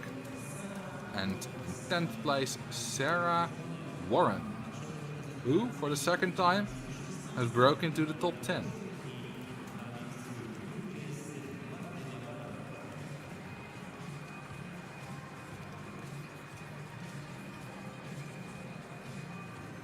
We're waiting for the official results now. We've had all 4 classical distances, but we still have 2 team pursuits left for you. Here we have the official results.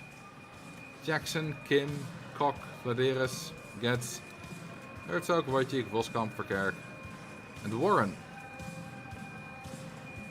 And on the second page, Nayun Lee, Kurumi Inigawa, Sarena Berger, who promoted to the A division for the first time last week.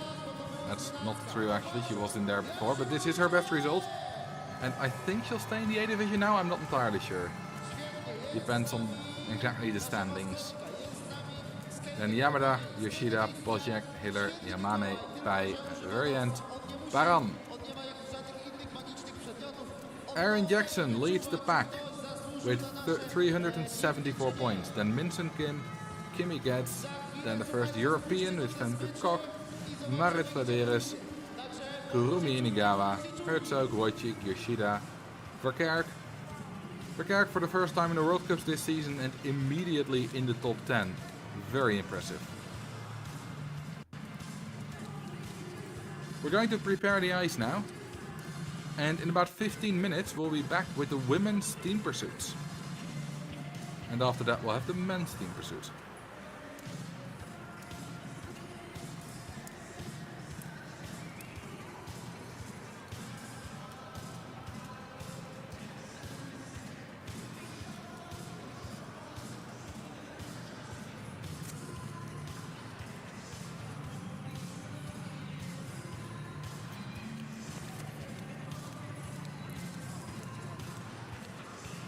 Słuchajcie, jeżeli chcecie dostać od nas jakąś fajną nagrodę, gra muzyka, DJ, podchodź troszkę muzyczkę, zobaczymy kto się będzie świetnie bawił.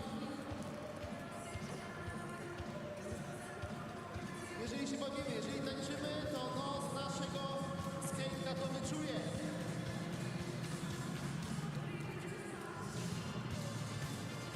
Dobrze, tak trzeba zaczynać, moi drodzy, i jeszcze bardziej.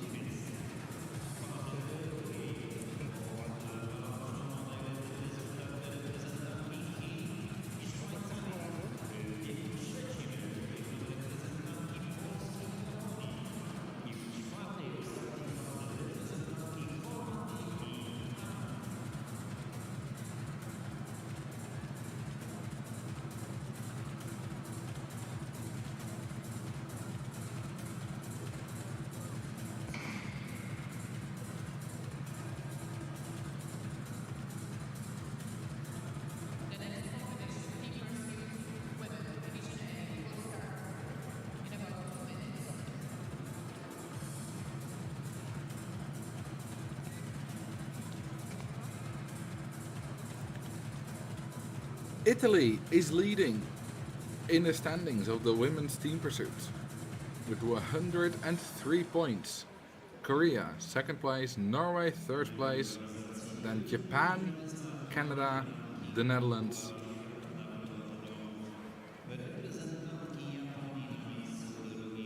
And on the start list we have the USA, Germany. It was only on the screen for a few seconds there, but luckily I've written it down here. USA, Germany, then China against Switzerland, then Poland against Japan, the Netherlands against Canada.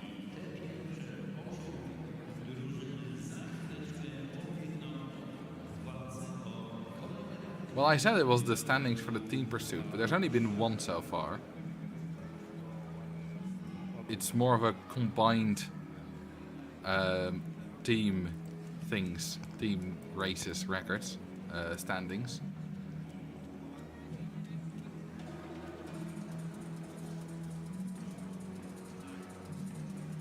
We've already had a B division with just 3 countries, Norway, Italy and Korea.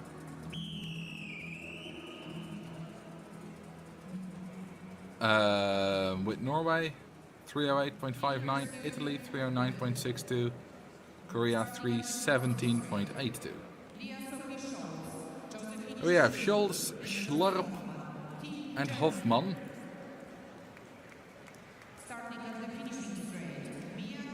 Against Kilberg, Berkeland and Myers. Germany against the USA.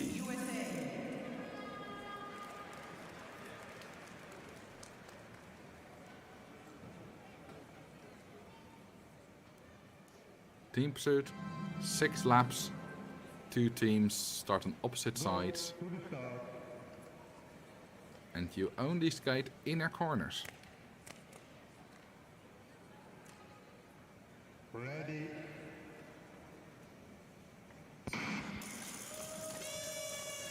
If you get passed by the other team, if they catch up to you, then you get disqualified.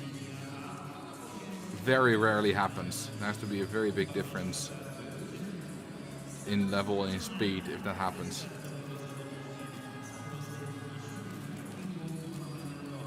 $19.7 for the USA, 20.25 for Germany.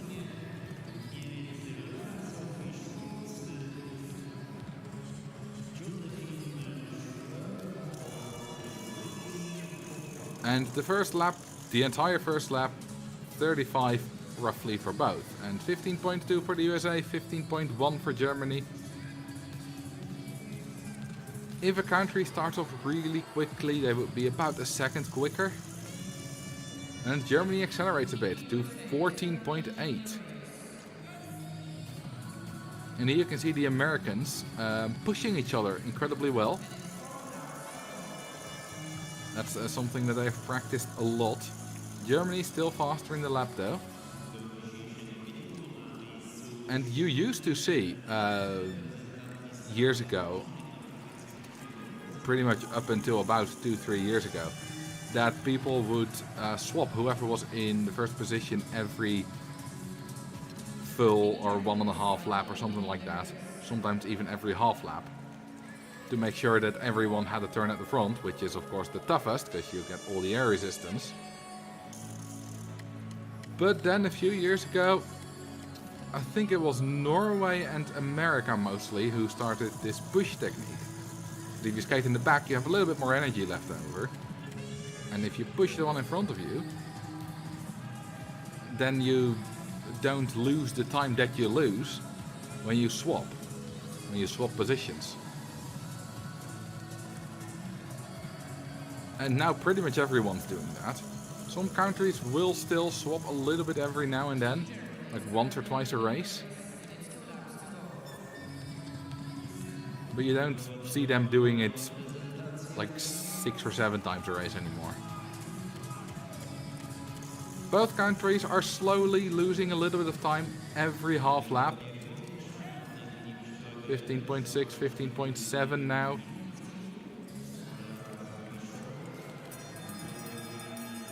One more lap to go. We've had 5. Again, both 15.7. Germany has a little bit of a lead.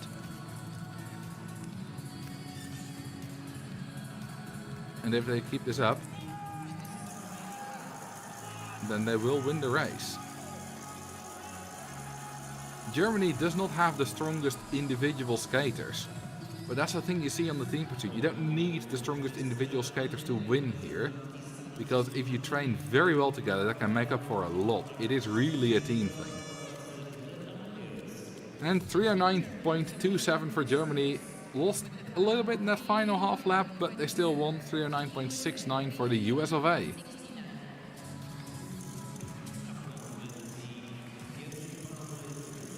And that's been a big thing in the Netherlands. As I said, you can't just put 3 top level skaters on the ice and expect to win. Of course, they will still be better than 3 skaters, untrained skaters who are not as good individually. But training together, skating with the same stride, in each other's stride, so you have the least air resistance for the people in the back, that's worth so much. And we see time and time again that countries who don't have as great individual skaters still manage to win or skate podium because they work together as a team so incredibly well. And with all the professional teams in the Netherlands, that's been a real problem there. Alright, we have Günther, McGregor and Herdy for Switzerland. And for China, Han, Yin and Yang.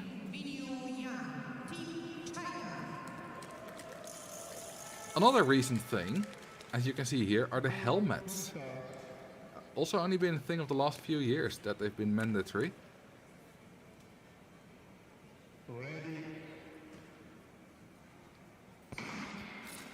You see it on every event that is not just a classical distance. On the team sprint, the relay and the mass start. And of course this event, team pursuit. Helmets are mandatory now for better protection because you are with a lot more skaters on the ice at once. 19.3 for China, 19.7 for Switzerland. Both a lot faster than Germany, who's currently into first position. Germany started off with a few laps in the high 14, well, a few half laps, then went to the 15, and both China and Switzerland start off a lot quicker with 14 and a half. In the bottom right you can see where exactly the teams are on the track. And both teams accelerate. 14.4, 14.3 for Switzerland.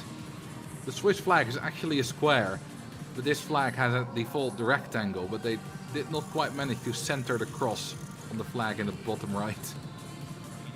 Switzerland, another 14.4, very strong. China, 14.6.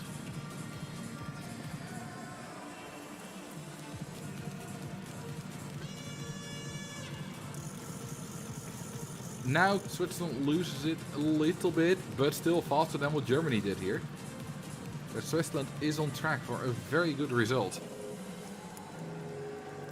And that's what you see here as well. Günther, McGregor and Herdy are not the strongest individual skaters. Only one of them, McGregor, is skating even in the A division. But they work together very well. Same goes for the Chinese skaters. Of course, Mei Han is an absolute top of the world. The other two aren't yet. But as a team, they skate very well. And it's a very even race so far. About as even as is physically possible. And their lap times also even, 15.6. Losing a little bit now, but Germany also had some troubles here. And they're still ahead of Germany by 1.5, 1.7 seconds. That was more. They've lost a little bit.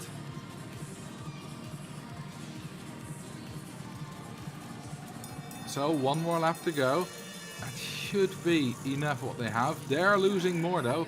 15.9 for China, 16.1 for Switzerland.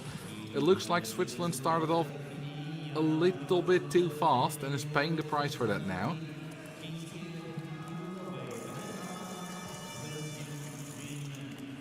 $16.303 for China. They will most likely be able to make it to that first place. But Switzerland, will they make it to second place? They have 16.4.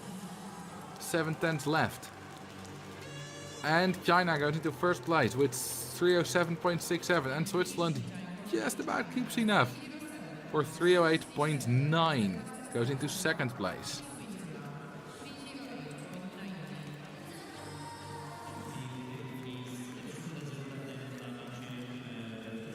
We have 2 more pairs to go.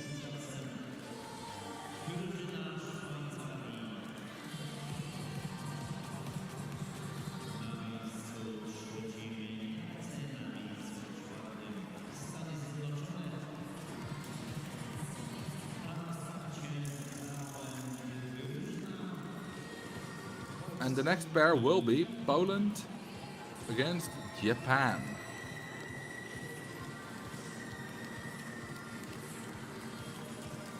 Japan with Horikawa, Takagi, Mio Takagi, Nana quit a few years ago, and Ayano Sato. Starting on the crossing straight. Momoka Horikawa, Miko Takagi. Japan, former Olympic champion in 2018, second in 2022 at the Olympics, won the World Championships a few times. Not quite what they used to be, still very strong though. And Poland with Jabrizk, Boziek and Chiszczon.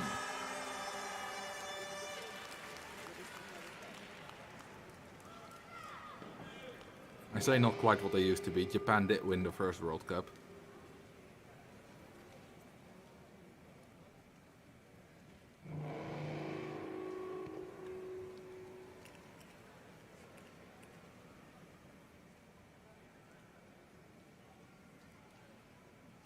Is something going on?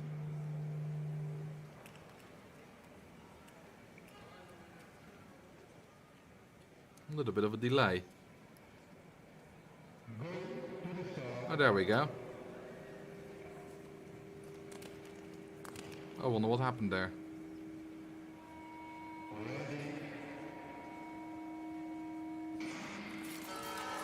And they're off.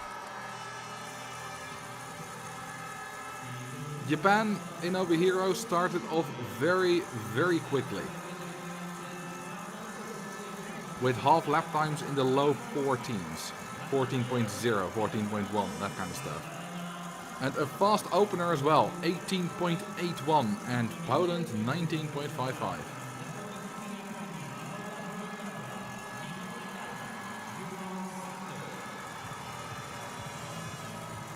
$14.39 for Japan, 14.59 for Poland.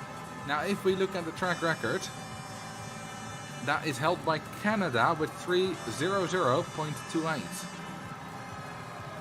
14.44 for Japan. And 14.56 for Poland.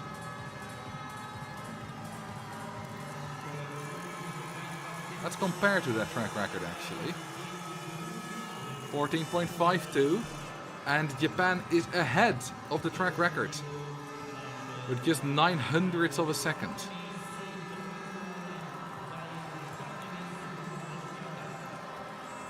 $14.61. Now they're a bit behind. Canada had a very strong final few laps in the track record though. 14.6 again. Poland 14.9 is a little bit behind. Roughly the same split time as the Chinese.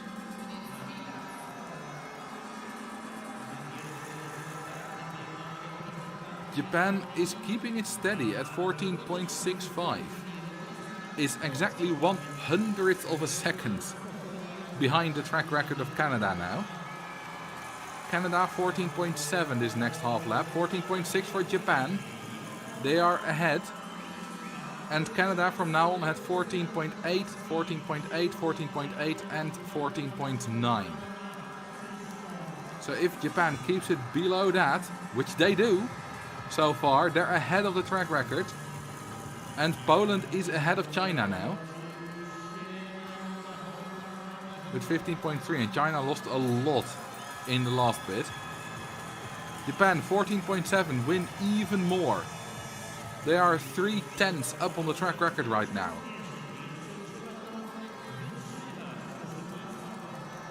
If they keep this up, they'll go under 3 minutes for the first time here. 14.91, they've lost a bit. They're slightly less than 3/10. It all comes down to this final bit. Can Japan break the track record? Oh! 3:00.34, just 600ths of a second above that track record. They just missed it. And 3:05.87 for Poland. They go into second place. That is the second fastest time skated here, of course. Still a very strong time, especially considering the circumstances of the ice, which are not fast at all.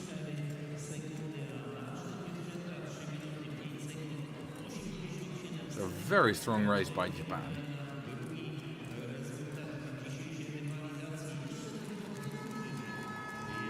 And the Netherlands and Canada will have to do very well to beat that. But Canada is the track record holder. Although one of their skaters, Isabella Weideman, who was in that team, is not here right now. So instead they're using Beatrice Lamarche in second position. And Malta in first position, Blonde in last position. And here we have the Dutch team of Joy Beunen, Irene Schouten and Marijke Groenewoud, who skated the fastest time at the World Championships last season. An incredibly fast time. And then got disqualified because you could see a little bit of skin on Joy Beunen's ankle.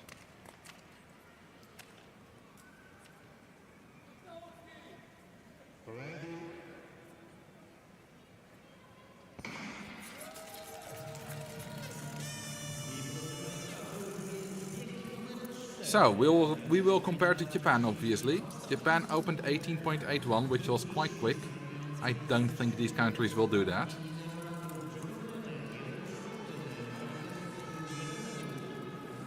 $19.2 for Canada and nothing for the Netherlands. Did they? I hope they didn't fall. I hope it's just the time that's not showing up. No, they're there. They're fine. Just that something is up with their time. Canada starting off faster than Japan in the first half lap after the start with 14.1. 13.9. That's very courageous. We get that overhead shot. There we go. Okay, so the Netherlands is a little bit behind Canada, if I saw that correctly. Canada 14.1. Still incredibly fast. I wonder if they can keep that up in the final stretch.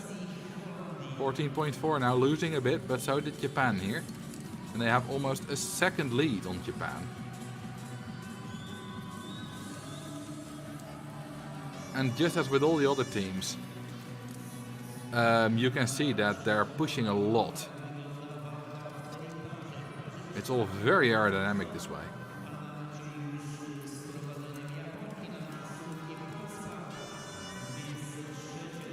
It looks like they're about even, actually, the Netherlands and Canada.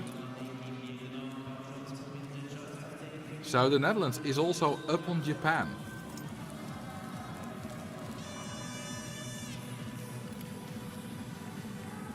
Canada now 15-0, yeah. They still have a little bit of a lead, but that start with a 13.9. It was too fast and they're paying for that now. Ooh, they had a lot of trouble there. The Netherlands, I think, is in the lead now of the race at least. I'm not sure where they stand compared to Japan, because we don't see the times. Well, that was about a 2:28 split time, which would be faster than Japan. Well, if that time is entirely accurate, that is. I'm not sure.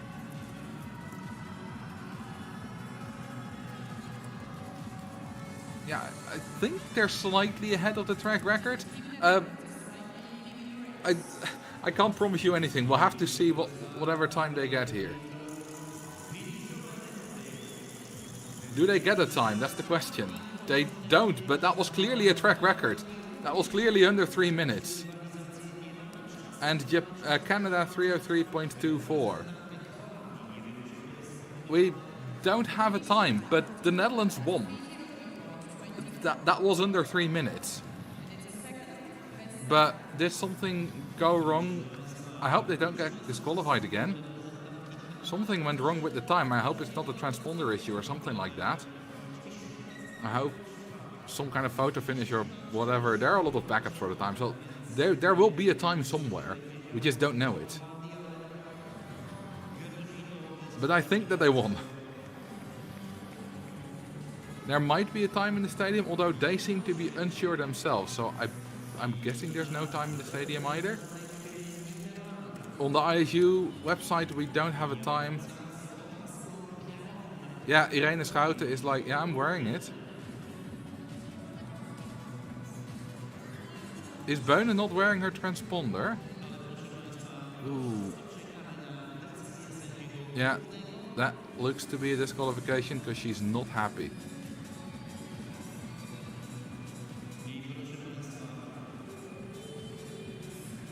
Again. And it will be again Bonen. That must not feel good. And they were the fastest. I do hope we get a time. Even if they got disqualified, I do hope we get to know what they skated just to be able to compare their level. Because they did not cheat. They did not skate a shorter distance than the others. So even though they would not get the first place, we would still know that they were the best.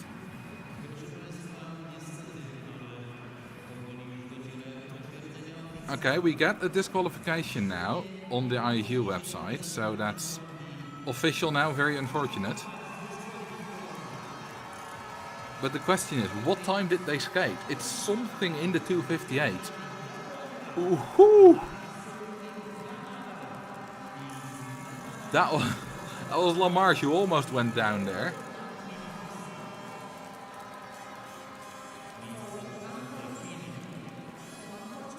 And yeah, Japan wins. Not the fastest of the day, but the Netherlands get disqualified. Again.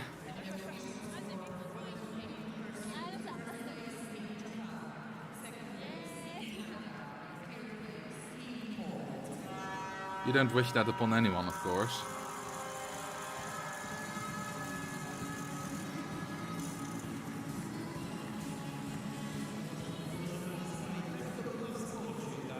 And I would like to give you a time, but I don't know a time.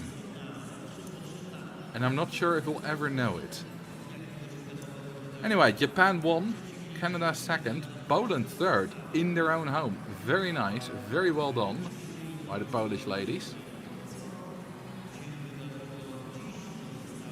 And then China, Switzerland, Germany, USA.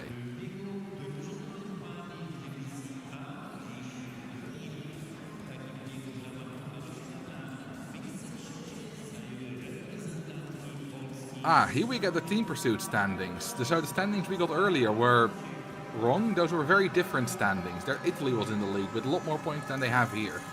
So Japan, Canada, Poland, China, Switzerland. Japan has won both. The Netherlands would be in second place if they didn't get disqualified. But it's hopeless now. So sorry for that the confusion at the start with the standings. Because the wrong standings were shown on the screen. And I was a bit confused by that.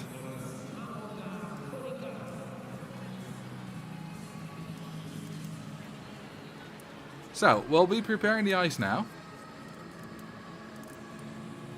And in 15 minutes, we'll start with the men's team pursuit, which is the final event of the day.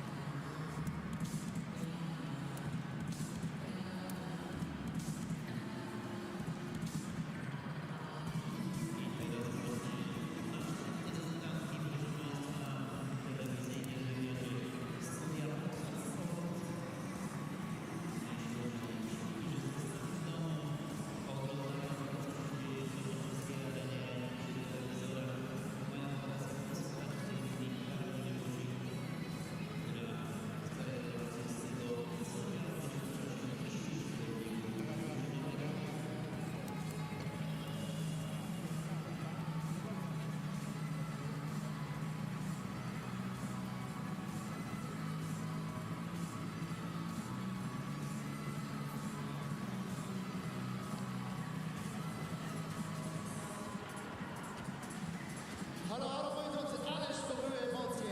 Zróbcie jeszcze raz wielki hałas dla naszych dziewczyn!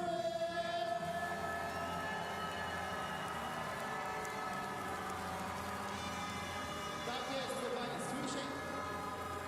słyszę, że jest dobrze, słyszę, że jesteśmy rozgrzani, więc słuchajcie, jeszcze tu nie było śpiewane, moi drodzy, więc teraz wszyscy razem.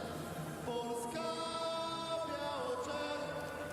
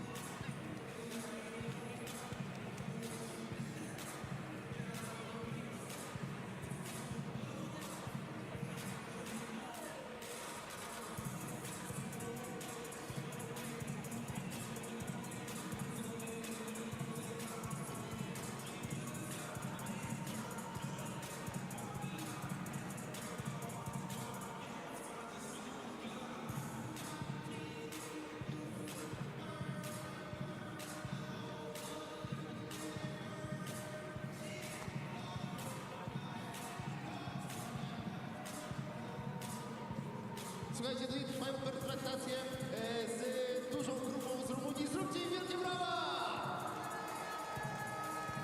Yes, it's for you guys, it's for you.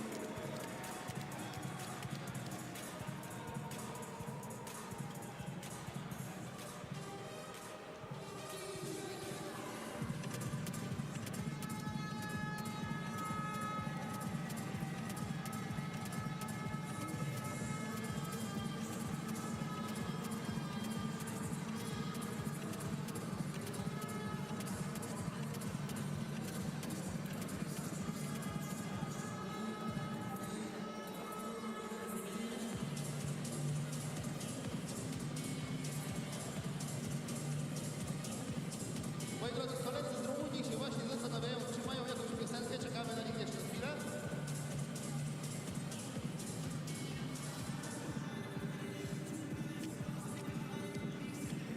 A nasza maskotka Skatek coś kombinuje, więc moi drodzy, w międzyczasie dajcie wielkie brawa dla Skate'a, dla naszej maskotki!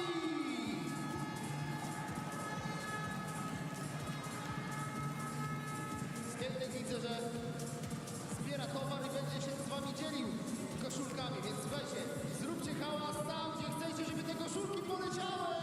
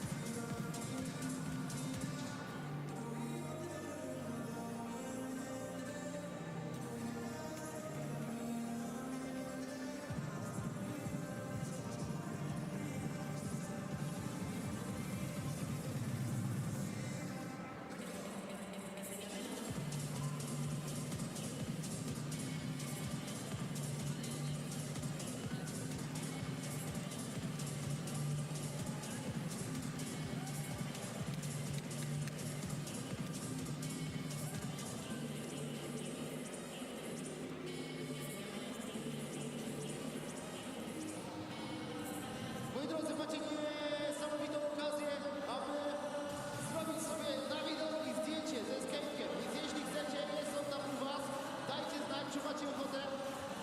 Jak macie ochotę, to on zaraz się do was przejdzie i będzie można sobie cyknąć fajną fotkę.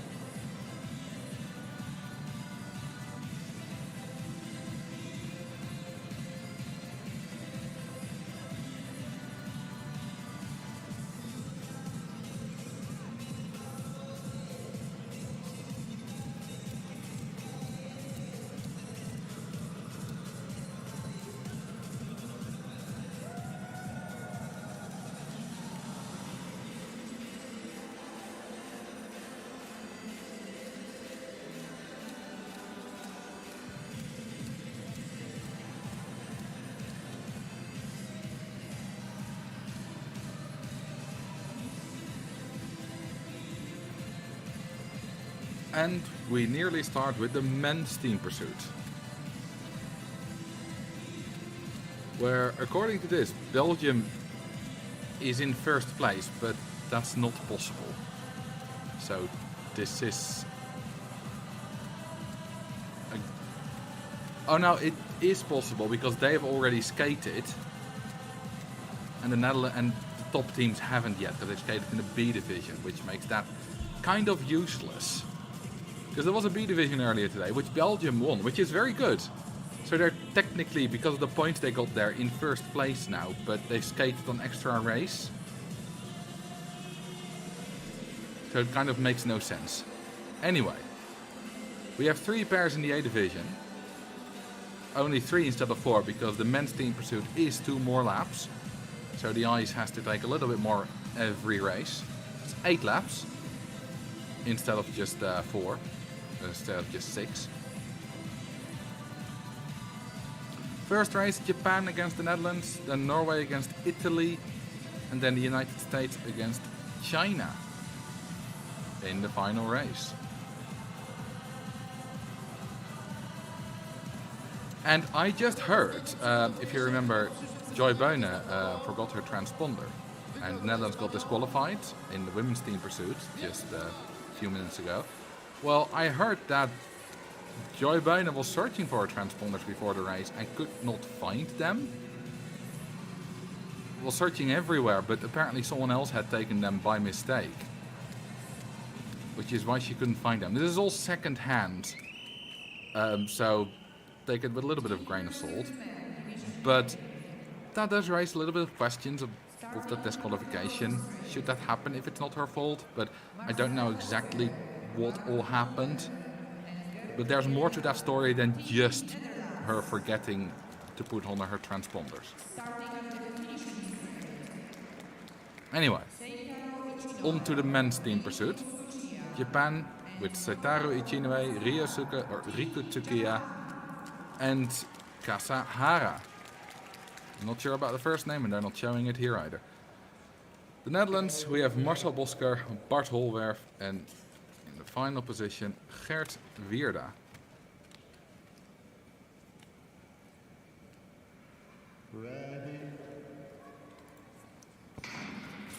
Track records held by Norway,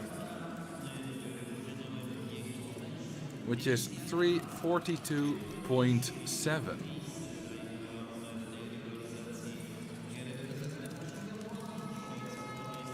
And the second fastest time by United States is only 0.05 of a second slower. Japan 18.34, Netherlands 19.12. For the Netherlands, that's a very cautious start. 13.7 for Japan, 14.2 for the Netherlands. Only slightly faster than the women did, but do keep in mind the race is 2 laps longer. And Japan accelerates a lot now, and the Netherlands also a little bit. You might expect Patrick Roest, the best skater on the 5000 and one of the best on the 1500 to skate here, but due to internal issues in the team during the trainings about training times and the way it all happened behind the scenes, there have been some issues between Patrick Roest and the coach Rintje Ritsma, and he's not skating the team pursuit this year, which for the team is very unfortunate. Netherlands very consistent, 14.0. If you want to compare to the track record, those had average lap times of about 13.5, 13.6. Netherlands accelerating a little bit now. Japan was on that pace, but is slowing down a little bit again now. 13.9, still under 14. The Netherlands above 14 again.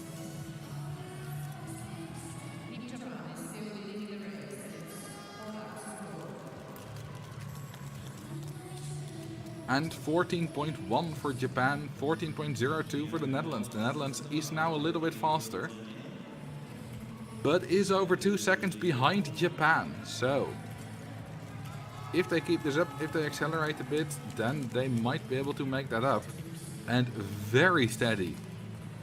A third or fourth 14.0 half lap in a row. Ooh! That was a big slip from Ichinue from Japan. Again 14.0 from the Netherlands, and they keep closing the gap a tiny bit every lap. 14.3 and 13.9 for the Netherlands. They are accelerating. The question is though, with not that much time left, can they do it? 1.5 laps left. Sorry, 2 laps left. And the Netherlands again 14.0. And they are gaining bit by bit on the Japanese team. Again 14.0. It's an incredibly consistent, steady race.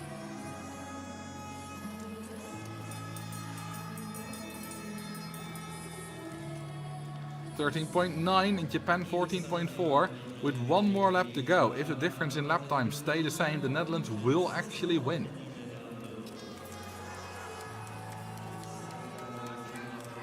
And they are ahead now with another 13.9. Japan 14.5. So the track record is 3:42, which is much faster than this team is skating. 3:49.34 and 3:49.89 for Japan. Netherlands has their fastest half lap at the very end. You don't see that very often in the team pursuit. And I would wager, considering this time is about 7 seconds behind the track record, it's not enough. But we'll have to see, because it might just be.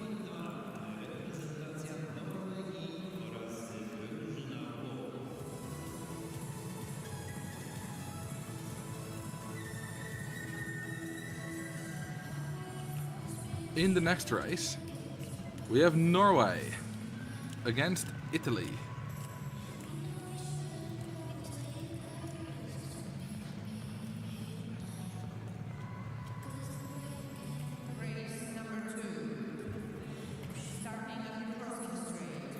And Italy is skating with Andrea Giovannini, Davide Giotto and Michele Malfatti. And on the other side we have the Norwegian team with Kongsjok, Engebroten and Pedersen. I was talking during the women's team pursuit a bit about that you might not have the strongest skaters but still do very well. Well, these skaters, all 6 of these, are very strong. And these teams train a lot on it, especially the Norwegians. They made truly an art out of it.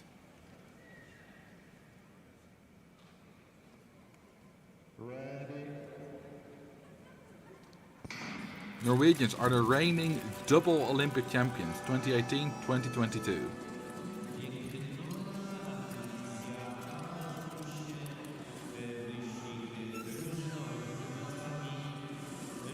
So, for the openers, the Netherlands had 19.1, and these are almost a second faster, 18.3 for both. That's more like it.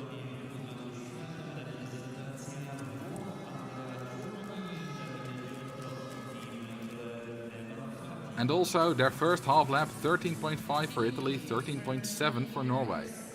That's also a lot faster. They already have almost 2 seconds ahead on the Netherlands. And again, they win some more, 13.5, 13.6. Look at this chain, isn't it beautiful?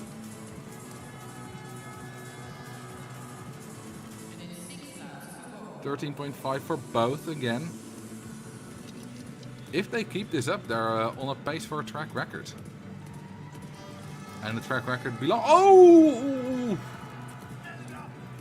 That will cost Italy a lot of time. Not necessarily this lap yet, because it was almost over when that slip happened from, I believe, Malfatti. But the next lap, that will cost them a lot of time. Presumably. Well, not that much actually. But probably we'll see it near the end, because it must have cost him some power. That was a very big slip. 13.7 for Norway. Well, if we compare to the track record, there are a few tenths behind it, about 7/10 of a second. And considering the conditions of the ice, a track record might not be entirely realistic. Although, had they had the transponders on, then the Dutch women would have skated the track record.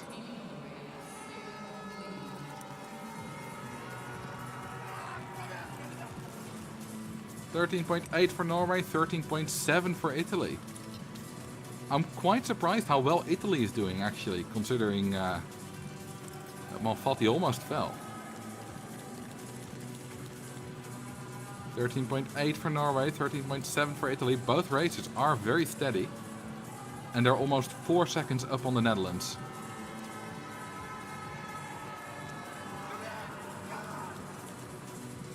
Losing a little bit every half lap, but still ahead. And still gaining actually, but losing a little bit on their previous half lap every time. Italy keeps it steady now. Norway back to the 14 for the first time.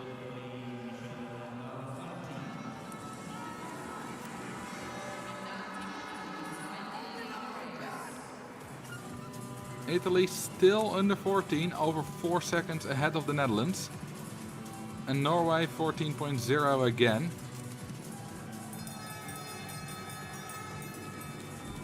.8 for Italy, 14.1 for Norway. Great race from Italy so far, with just one more lap to go. This looks to be a very strong time.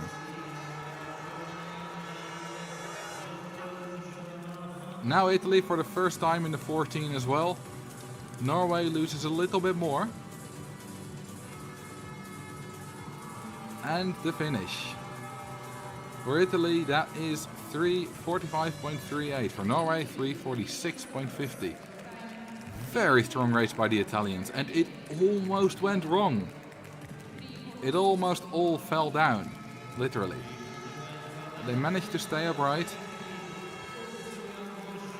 And well, they haven't won yet, and they might not win, but they can at least go to bed with the knowledge, whatever happens, that they've stated a very good race.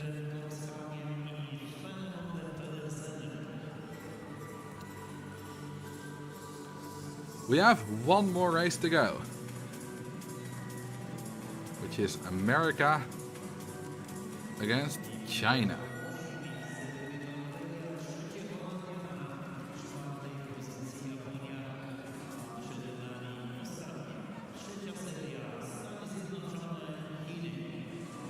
Look at that. Look at that. Amazing recovery.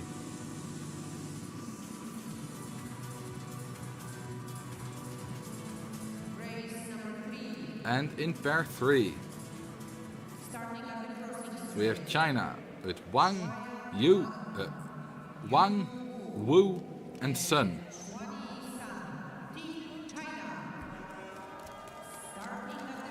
And Dawson, Lehman, and Chaperon for the Americans.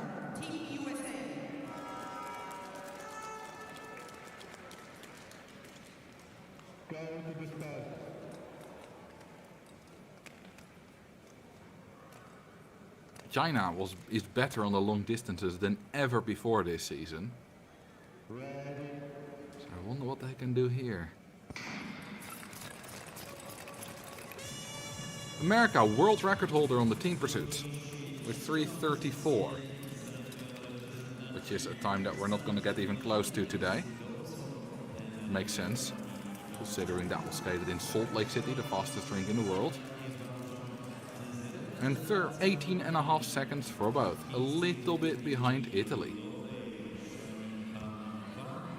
Comparing to Italy, they started off with 13.5, 13.6, a lot of those, then a couple of 13.8s, so they're a little bit behind that now. And then Italy went to the low 14s for the last 2 half laps. Team USA is currently leading in the race, and it's 6 laps to go. 13.5 for the USA now, 13.8 for China. USA is accelerating. 13.4. They have almost closed the gap that they have to Italy. And China goes to the 14.0. America also trains a lot on skating in each other's stride so that you have the least amount of air resistance as possible. And that way, with skaters that are not necessarily at the level that they can win individual distances, they can skate very fast on the team pursuit, and they're doing so right now. They have half a second up on Italy.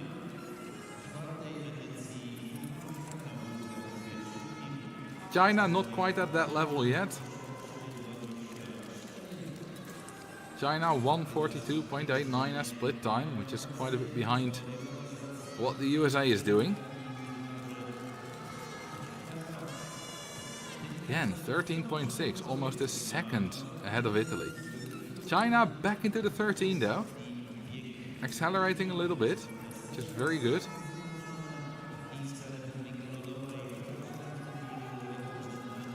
USA again, 13.6, very, very steady.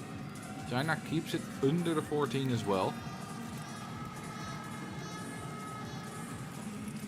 And China is still ahead. They can, if they keep this up, they can still end ahead of the Netherlands.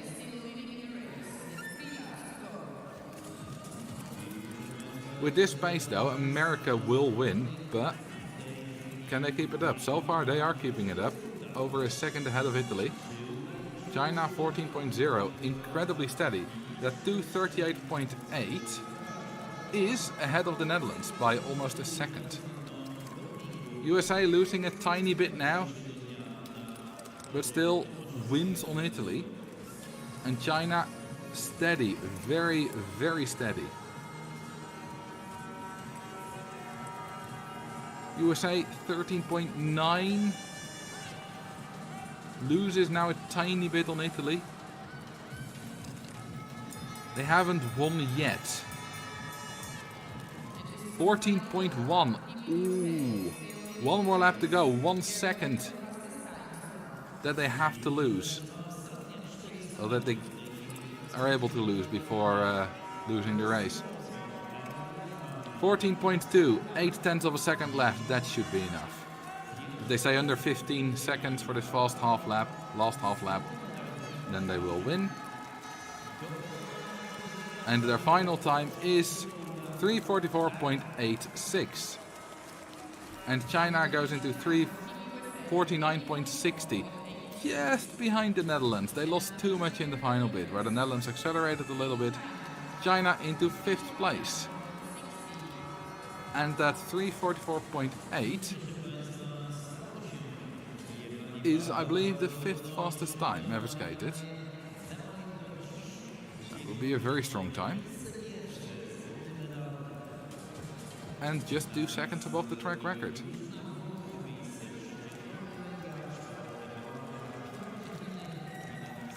We've had all 6 teams. And in first place, America. In second place, what to me is a bit of a surprise, Italy. Then in third place, Norway. Fourth place, quite a bit behind that, the Netherlands. Fifth place, China.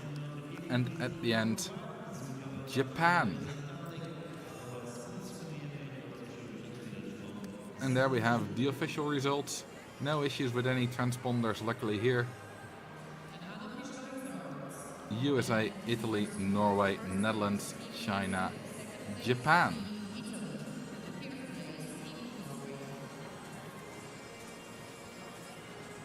In a minute we'll also get the World Cup standings, which should look normal again now that everyone has skated.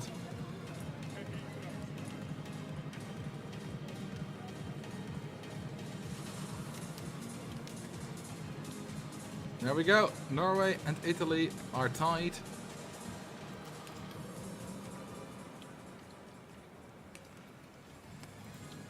I said I was surprised that Italy was second, but they were also second first World Cup. Well, that's my bad then. I did not realize they were they skated as well there.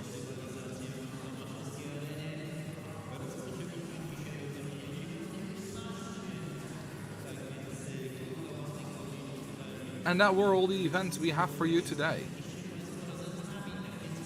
Tomorrow we'll be back at 14:45 or 2:45 p.m. local time, Polish time. You can convert that to whatever time zone you live in. I know there are people watching from all over the world. I hope you have a good rest of your day. And we'll see you again tomorrow with a different commentator.